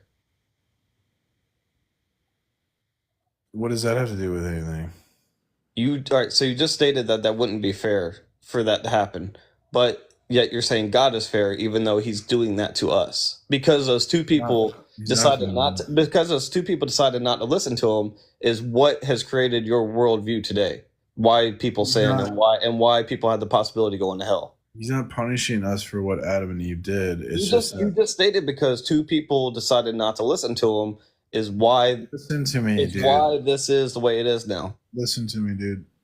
So, like, in your example of my grandpa, let's say my grandpa was like a really famous, like horrible person. Like, I don't know, we could think of lot like let's say my grandpa's like Kim Jong Il. That's my grandpa. Now I might not be like guilty for Kim Jong Il's crimes, but in virtue of the fact of being related to him and his reputation, that's going to affect my life. Like, because maybe that's not the best example. Maybe like if my grandpa was a serial unaliver, that was like famous and like everyone didn't like him, just because of his reputation, that's going to affect my life. So even though I'm not guilty for what he did, there's consequences and the world changes and that affects my life. And that's the same thing with Adam and Eve. We're not guilty for their sin, but the world changed as a result of what they did, and that affects everyone because sin entered the world. So do you think you would be held to a different standard if you were related to somebody who did something bad? This happens all the time when someone in your family gets famous for doing something horrible. Like people lose their jobs and stuff. They get like Brian Kohlbigger, the guy that did the Iowa unalivings. His like sister lost her job, I think I read, because her brother is famous as like a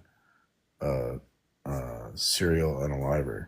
Yeah, no, I don't think that happened. If it did, then she should and could sue that. So ridiculous. I don't think that happened. Uh-oh. What's up, Darth? He didn't think that happened. Because when your relative's like a famous like Ted Bundy type, that doesn't affect you. Did you remove him or did he leave? No, I removed him because I was sick of that crap. I have an amazing coincidence Yeah. for you. Are you sitting down? Yeah.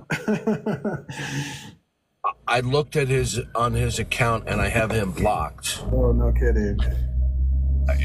I know that's a surprise. Shocking. I know it's a shock that somebody, just so, nuh-uh. I thought I made a good point there about how the overwhelming majority of them exhibit the minds of children on this issue. True. It's just as long as their mouth is moving and sound waves are coming out, that they're making an equal opposing argument as long as sound waves are coming out of their mouth. Yeah, I finished the paper, Atheological Apologetics. It's pretty good. Oh, we'll see. That's something that I have to do. So what'd you think? Good, huh? It's pretty good. I thought the stuff about the burden of proof, especially when he talked about that during the debate, there's an initial burden. So I have like claims on my screen, for example. So this could be, I have the initial burden of proof because I'm claiming these three things. But once I provide evidence for my claim, then there's the evidential burden. So then once the evidence is provided, now they have the burden. But what they'll do is go, you didn't make an argument. Yeah, so that's a fail. That's not proof. That's not a rebuttal. That's not a rebuttal. So then they just fail. They lose the debate. If they're not going to challenge my argument, then my argument's just going to go through. So you're welcome to come up here and not challenge the argument. That's fine. So I learned about that, but a lot of it was just kind of like putting things we already know into like academic terms about how we know that defending atheism is virtually impossible. It just like really fleshes that out and talks about how they do have if they're going to say yeah, go ahead. That's why one of the great champions of the philosophical defense of atheism in the 20th century, Anthony Flew, developed the concept that is used pervasively among atheists called the presumption of atheism. That in the absence of what they allege, there's no evidence for God, they're justified in concluding God doesn't exist. And that's exactly what Kai Nielsen says in his book on philosophy, Reason and Practice. It's just a presumption of atheism. Yep, that's right. All they have to do is go, nuh-uh, and then based on nuh-uh, they're justified in saying God doesn't exist because of nuh-uh. They would have to provide some like argument as to why atheism is like the default position, right? Well, what they do is they cast it or they frame it as unbelief. You're the one making the positive claim, and they're not making a positive claim. So they'll say unbelief in the what they're framing is that they're justified in unbelief when a novel introduction is presented. Okay? Mm-hmm. And that if somebody introduces a novel concept, right, then they're justified in unbelief until forthcoming evidence is provided. That's how they're framing it. But you see, it's like you said in the paper there, and say, well, I have unbelief in atheism until evidence is provided otherwise. Yeah, they're trying to get a free pass. Like they don't have to carry the burden of proof.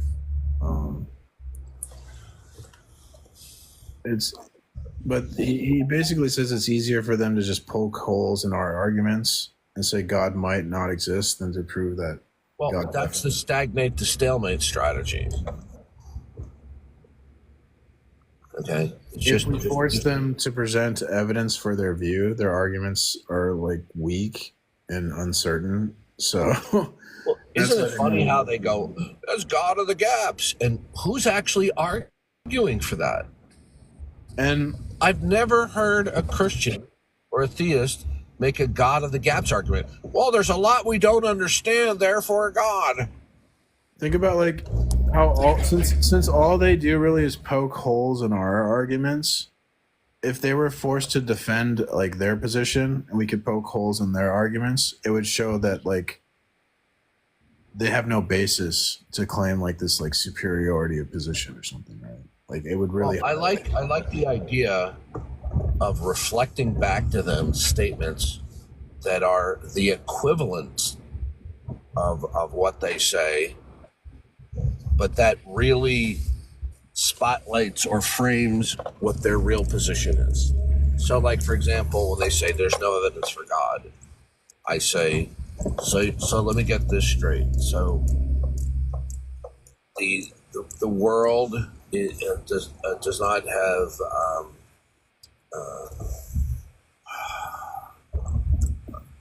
I'm just tired this morning. The world does not exemplify evidence of dependence upon God, right? And so then the only other option is that they're saying that the world is to be considered independent of God until shown otherwise. Oh, so I wanted to run that question by you that we got interrupted yesterday. What question? So it had to do with like, I think in the paper it talks about the logical problem of evil was sort of defeated by Platinga.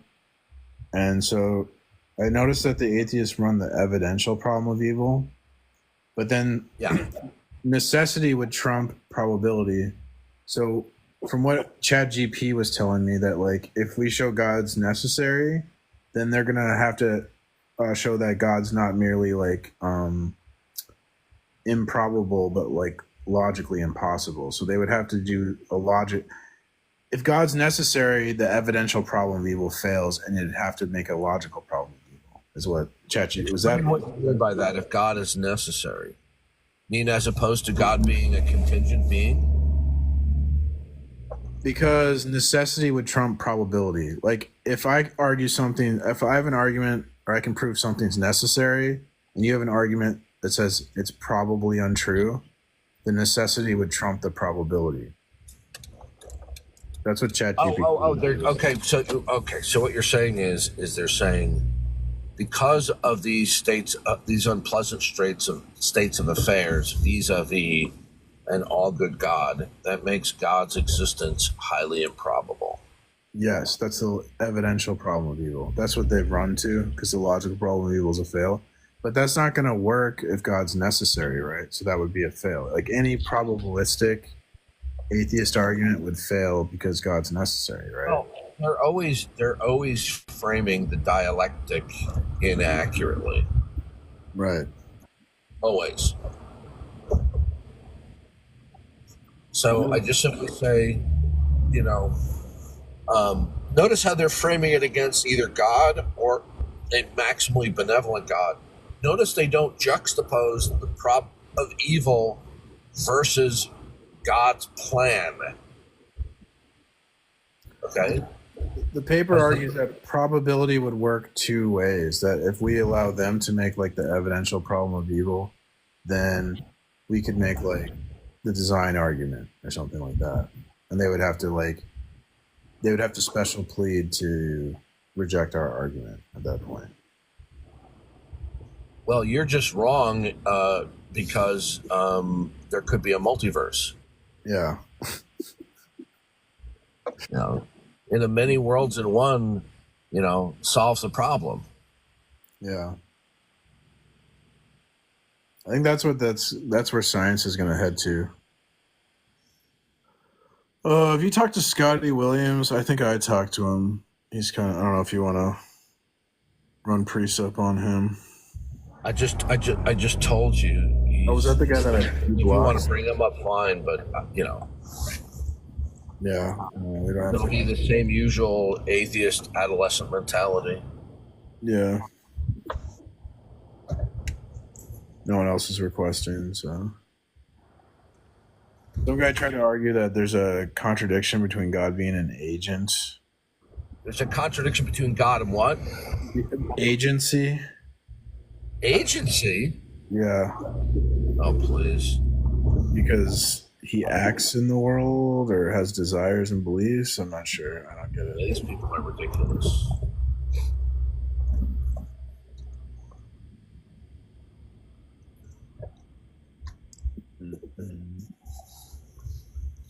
Yeah, he was like Spanish native speaking. I couldn't really understand him.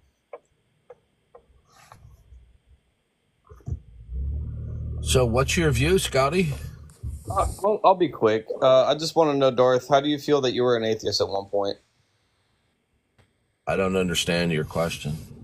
You realize you were at one time an atheist, correct?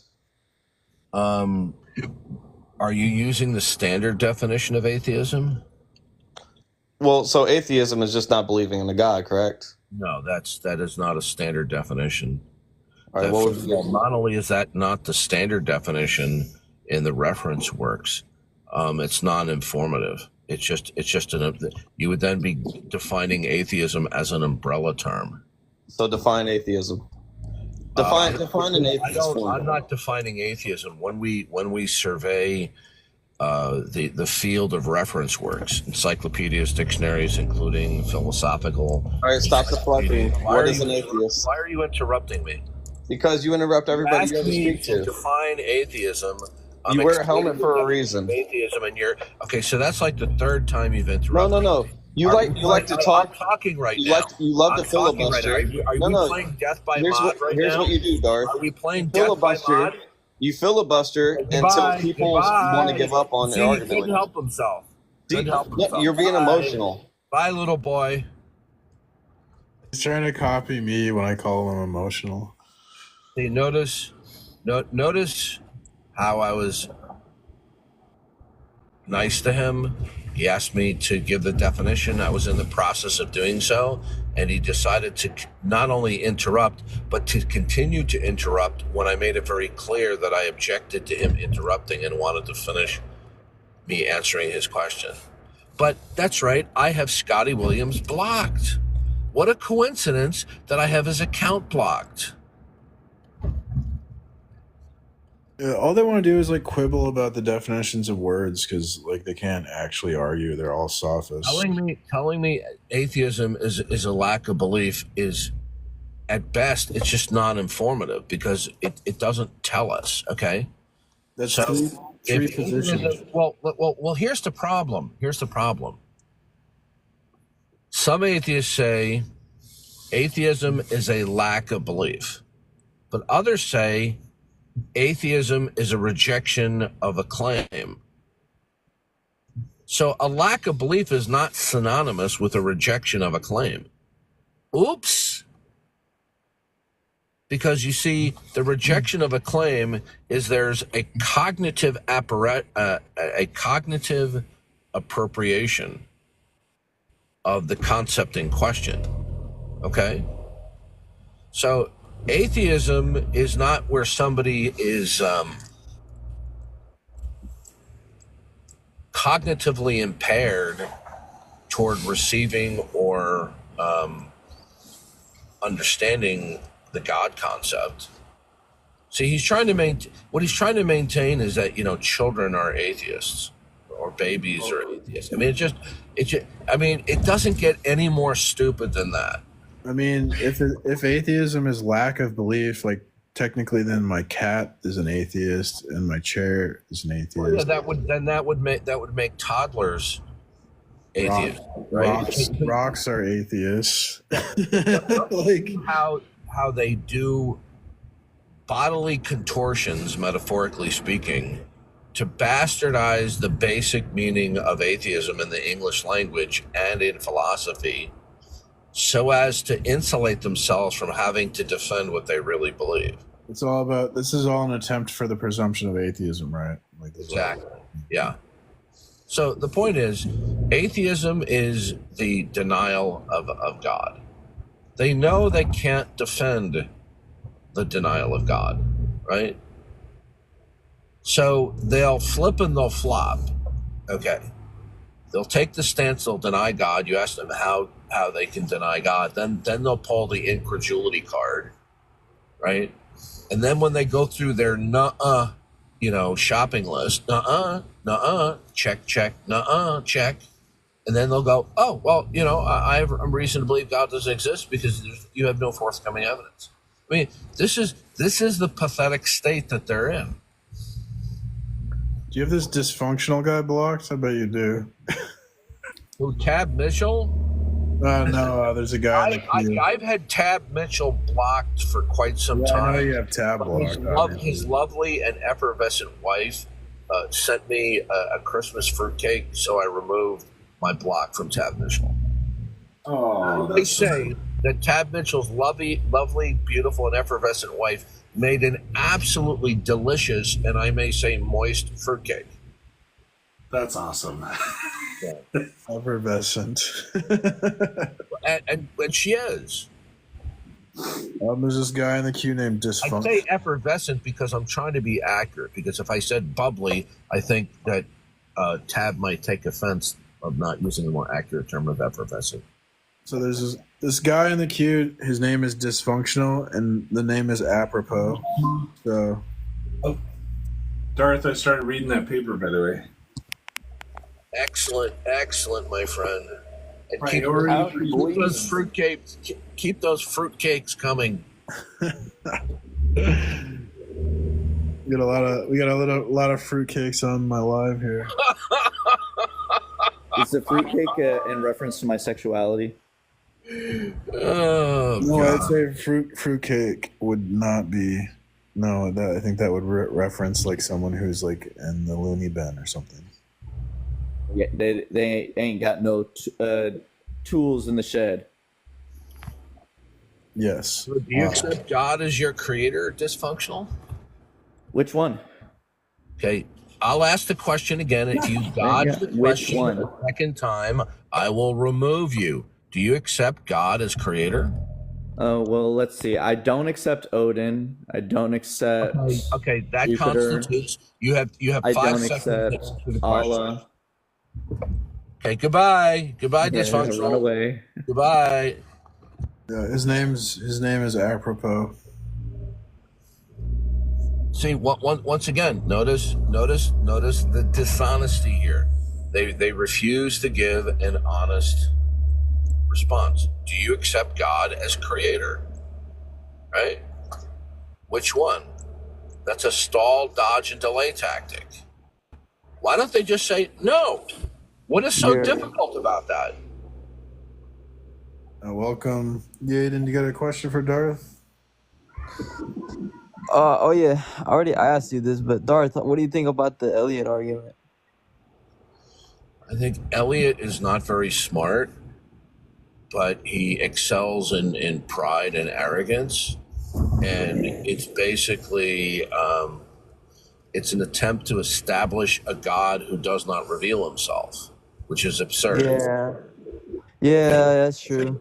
I feel like that argument using reason and logic to ground or defend the existence of God, absent exemplifying God revealing himself in creation, is stupidity. Now, I went on his show twice.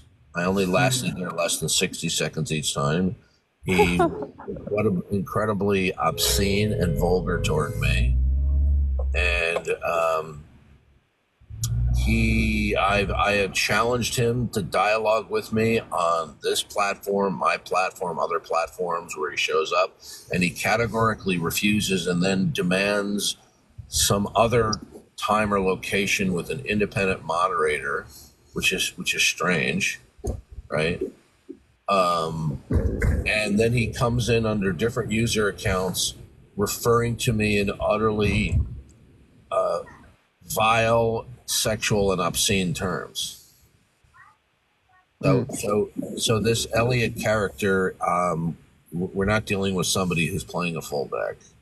Yeah, he always says "daddy" and "little man," and then he's kind of I know what you're talking about. I don't mind insults as long as they're called for, but he does this in an uncalled for way. Look, if he actually, you have to feel sorry for him, because if he actually had the courage of his convictions, he wouldn't be afraid to discuss it in the face of opposition. What is he afraid of? He's afraid of his ego, bro, getting destroyed. Well, Doesn't 'cause- demand a formal debate. It's just so Yeah, they 'cause can just run their mouth, and they can't be cross-examined, or the cross-examination period is so short they can filibuster. Mhm. But when you have a free form, dialogue and debate, that puts people who are motor mouths at a disadvantage. Yeah, I tried to debate him, but well, because he was blaspheming the Father, the Holy Spirit, and Jesus. I Like, would on his listen. I would consider him and treat him like you would a little tiny annoying gnat on a nice cool summer evening. Well, I mean, he's a joke, honestly. Like, he wasn't. Yeah, he's a joke. I was trying to get to him, and then his life shut down. So it probably had been the Holy Spirit or some shit that shut him down, because he was blaspheming, calling it a fairy tale, saying Jesus was. Well, look, He was saying obscene things about the guy is irrelevant. Hmm.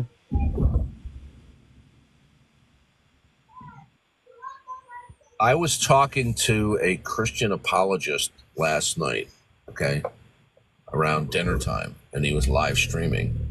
And I called in and I started questioning him. And he was getting very upset, because he was an evidentialist. And he also said that he had a master's degree in apologetics. Apologize from the Bible, or what is it? Just from a Christian perspective? You can go to various Christian higher educational institutions and you can get a master's degree or a PhD in apologetics. But you see, what happens is a lot of times they just survey the apologetic field. They just, they do a little bit of reading on presuppositional apologetics. They think they have a broader scope of understanding than they don't. Yeah. So I went to another live with like 4 atheists in there, and I brought them tag, right? And I don't really know you guys that much, but they were like, I learned tag through my own way. Like, I researched it, studied philosophy, and learned tag, right? I've been knowing tag for a long time. They were like, oh, they kicked me off to say that guy probably watches Mars and Darth. I was like, what? I was like, I guess you guys debated them before too, or some shit. I don't know. There was like 4 of them, and they're all pretty fruity. Like, I can't lie. Philosophically unsophisticated, and they can't deal with a accurate and proper representation of the transcendental argument for God. But there was like I said tag, and they were like all jumping on me and like, oh, this guy watches Darth and please up Mars. You know what the name of the stream was? I don't, but there was like a panel of 6 of them, and 4 of them were talking. There were just straight atheists on there. Well, whenever there's 2 or more atheists, then you're in for a clown show. Yeah, because they just don't let you talk. They cut you off. And they just dogpile you. Like a bunch of demons chasing you, It's like, like cast them out.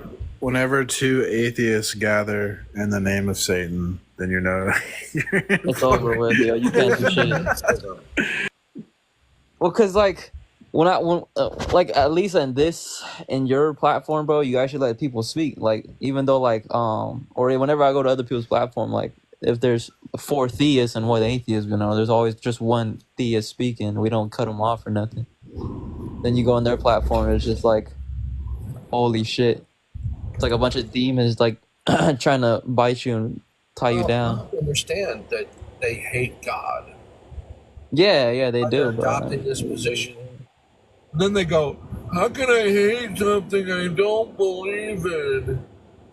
Easy. This guy, Cully Livingston, bro, he's been in chat forever, bro. Just, oh my god. He's been talking shit about you, Mars. You should ask him to come up. But he might be scared, though, so he might not want to come up. What's his name? Cully Livingston. Yeah. Yeah, he's been talking shit about you. So I'm trying to tell him. It doesn't matter if you actually had a decent point, but none of you. Well, the way I see it is like God's on our side, so it's only fair. It's like 1v4. is only fair. I invited him up. Tag is weak and circular. Most good debaters have abandoned it. What? It's only circular if you make it circular. Like, that's another Well, fallacy. it's not circular. They don't know what they're talking about. I mean, it's circular in a sense. Like the idea of the transcendental argument is that the conclusion must be assumed for arguments to be possible. But I mean, any argument is going to assume the conclusion is true. Who makes an argument where they don't assume the conclusion is true? Exactly. So it's Well, like the whole thing. Yeah. So then, I mean, are they going to say every argument is circular in that sense, or where's the circularity? Because we're making an argument about an ultimate authority, which is like necessarily circular. Mm. So yeah, that's true. I mean, opinion with an argument. Welcome, Olympic. When are you gonna learn, P-Bars? When will you learn? Learn what? How silly you're being. What? So how do you know that all of your beliefs, including the tag and justification for your worldview, aren't just a figment of your imagination? Dude, what is wrong with you? I blocked like 2 of your accounts. because the Bible confirms it. That's why. Because if Yeah, but how do you know that's true? Look, we're saying that there's a third type of knowledge that comes from God, and it's justified in virtue that it comes from God. It's not complicated, dude. So is this like a knowledge of acquaintance? How do you have it? How did you acquire it?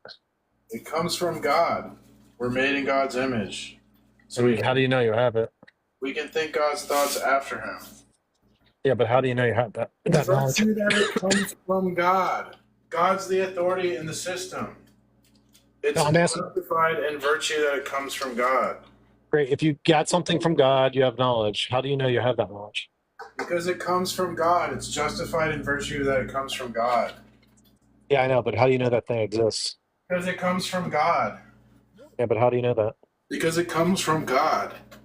Yeah, but how do you know that's just on imagination? Because the knowledge comes from God, and God would justify it in virtue that it comes from God. How do you know that? This is what they want to do. It's so stupid. Because it comes from God. Yeah, so how is it that you know that this isn't just something in your imagination? So we don't reason to God's existence. We reason from God's existence. It is only because God can think correct thoughts about the world. He designs the world. He designs us. We're made in his image, so we can think analogically like God. And this gives us the possibility to be rational at all.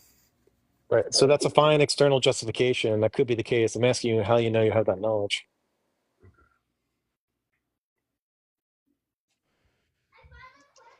So are you saying, I'm saying the Bible's the authority, right? Yeah. Right. So it's justified in virtue that the Bible is the authority in the system of truth. Well, in your worldview, sure, that would be the case. I'm just asking you how you know that knowledge. Right. You have that knowledge. Okay. So So the worldview is true. are you saying that the Bible is not the authority? I'm asking you how you know it is. Oh, because we must say the Bible is the authority in the system of truth, or we wouldn't have a system of truth. What's the reasoning for that? Now there's two questions on the table. Well, if you're gonna, I'm saying that God is the authority. Okay, so you're saying the Bible's not the authority. What authority are you appealing to? So that's a dodge. So that's three questions, or that's another thing you're putting on the table. So first off, I asked you how you had that like foundational knowledge. You dodged that. Then you said, well, I'm blanking because it's overnight shift. Now you're just pivoting to me and asking me to give an external justification for knowledge, which I can do, but I just want you to know that you kind of pivoted and dodged the first two questions. Because look, I mean, Josie has explained this to you a million times. All you're doing is giving an external justification, which is just to give the worldview where it's coherent such that it could provide knowledge, if it is the case. But that's kind of trivial. Anybody could do that. I'm just asking you how you know it's the case, or how you know it's the only worldview that can do that. The transcendental argument for God. Okay. Yeah. Again, that's just to put a worldview forth and be like, look, there's this ultimate God thing with knowledge. Somehow you analogically have knowledge. Okay, whatever. I'll just grant that that's not like superficial, like very shallow. I'm sure there's Can't really nothing more to it than that. Look, can't why really can't an grant it. atheist? Oh, go ahead. Sorry. Yeah. Go ahead, bro. No, go Yeah, ahead. yeah. Why can't an atheist just say, look, some natural process caused the universe, our minds evolved, and those minds evolved such that we can represent the world properly. That seems Well, to be. Mhm. because you couldn't make any metaphysical claims based on science or logic and reason, right? Metaphysical claims require God's revelation. We can only justify any metaphysical claim through God. Okay, so how is that like defeating my worldview? Why is it the case that you can't make metaphysical claims under naturalism? So, do you think science can make metaphysical claims? Depends what you mean by that. If by metaphysical you just mean any type of metaphysic, including physical sciences, then sure. But if you mean like metaphysics and like part-whole The scientific. relations, dude, chill. You mean like part-whole relations, like what causality is? No, that's not a scientific endeavor. Right? That would be a philosophical one. And I just don't see why you can't have philosophical views on naturalism. If you want to give some kind of like reason to think you can't, go ahead. I have a question. When you talk about naturalism, you're talking about one or more states of unity. Is that correct? One or more states of unity. I'm just talking about a world without a God. Sir, when you talk about naturalism, does the term naturalism unify all of its members of the set? Well, again, naturalism is just like a garden variety term for a world without a God. Like you could add other questions about the view I hold to. Is naturalism a single term that unifies all the members of the set? What are you talking about? Again, naturalism is just a descriptor for a If worldview you without God. continue to dodge, I will kick you from the stream. No, I'm not reifying naturalism Okay, if that's what you're asking me. is naturalism a unifying term? Thank you. A unifying term. It's just a term that describes a worldview without God for the fifth time. Is naturalism a term of unity? Does it refer to one thing? No, it's not a reification. It's just a description. No, I said, does naturalism refer to one thing? No, I told you it does not. Does it refer to multiple things? No, it just refers to a worldview. So it doesn't. Okay, so here's the trap I just laid for you. Okay, so it doesn't refer to many things, nor does it refer to one thing. So it refers to no thing. No, you're confused. Okay, it refers goodbye. to why are you running away? You're confused. Okay, see, you see how I caught him. See, you see how he lies. My boy be kicking everybody. I ain't gonna lie. That shit funny.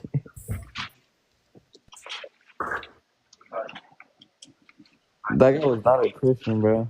Yeah, that was cool guy Jeff. I banned two of his accounts. It was cool guy. Yeah. He still doesn't understand. I do remember this. I do remember that. He was saying cool guy Jeff, and he was in the live like I think a couple months ago.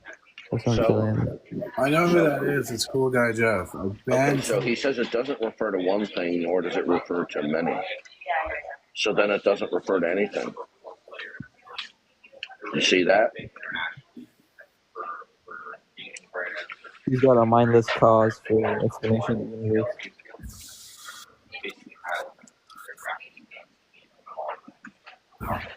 Well, Jeff is a notorious gibberator. We all know Jeff.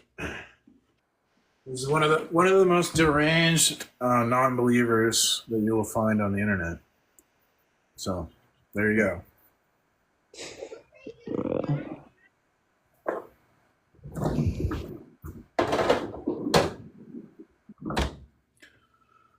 We're not really getting.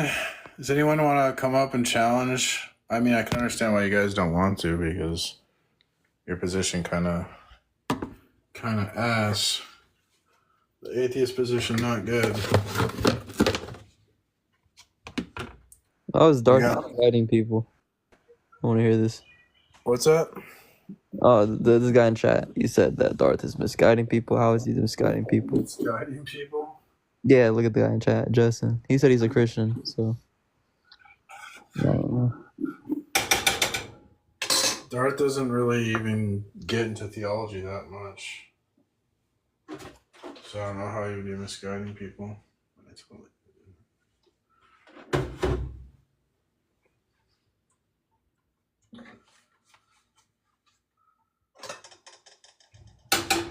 Non-handling language. What is that?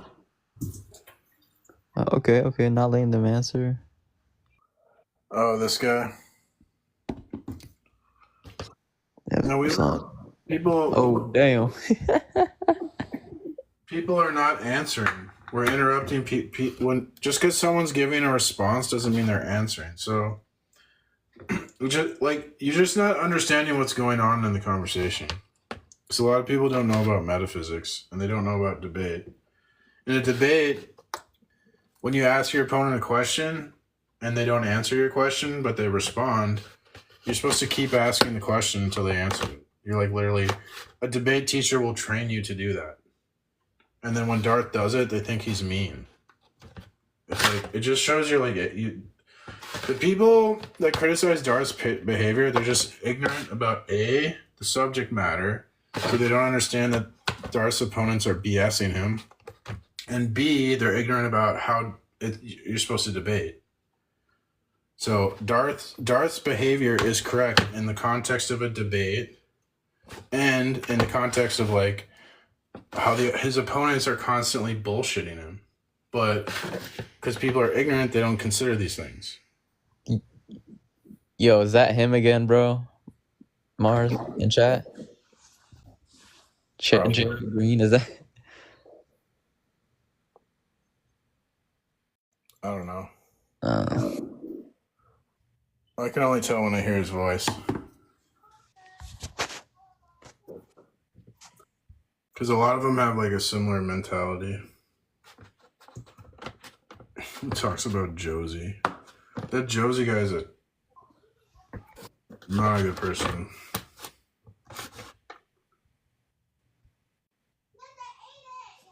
He's just totally like sleazy. Like good, they're just so sleaze when they debate this stuff.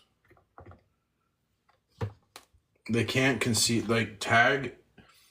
They should just admit Tag is correct because like we're not even saying anything controversial in Tag. We're just pointing that like look at philosophy and science. There's no foundation for any of this stuff. We have a foundation in God's revelation. I mean, that's all we're saying. What is this guy going to argue that they have he's discovered a foundation in science and philosophy where like no one else has? What are these people trying to? How are they pushing back? Like we're just repeating what academia would like. Academia is going to agree with the things we're saying. They don't take transcendental arguments seriously because they've just assumed. They just don't think revelation is an answer to the problem, but. It's just because they don't want it to be an answer. It's not. They don't have any like rationale for why it can't be or why it's not the answer. Or they have no other. They have no other answer themselves because there can't be one.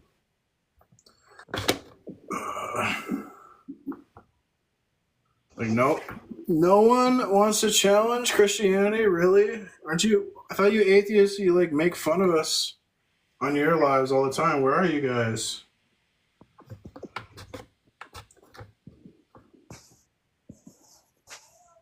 We believe in an imaginary sky daddy, right? Like, come get it.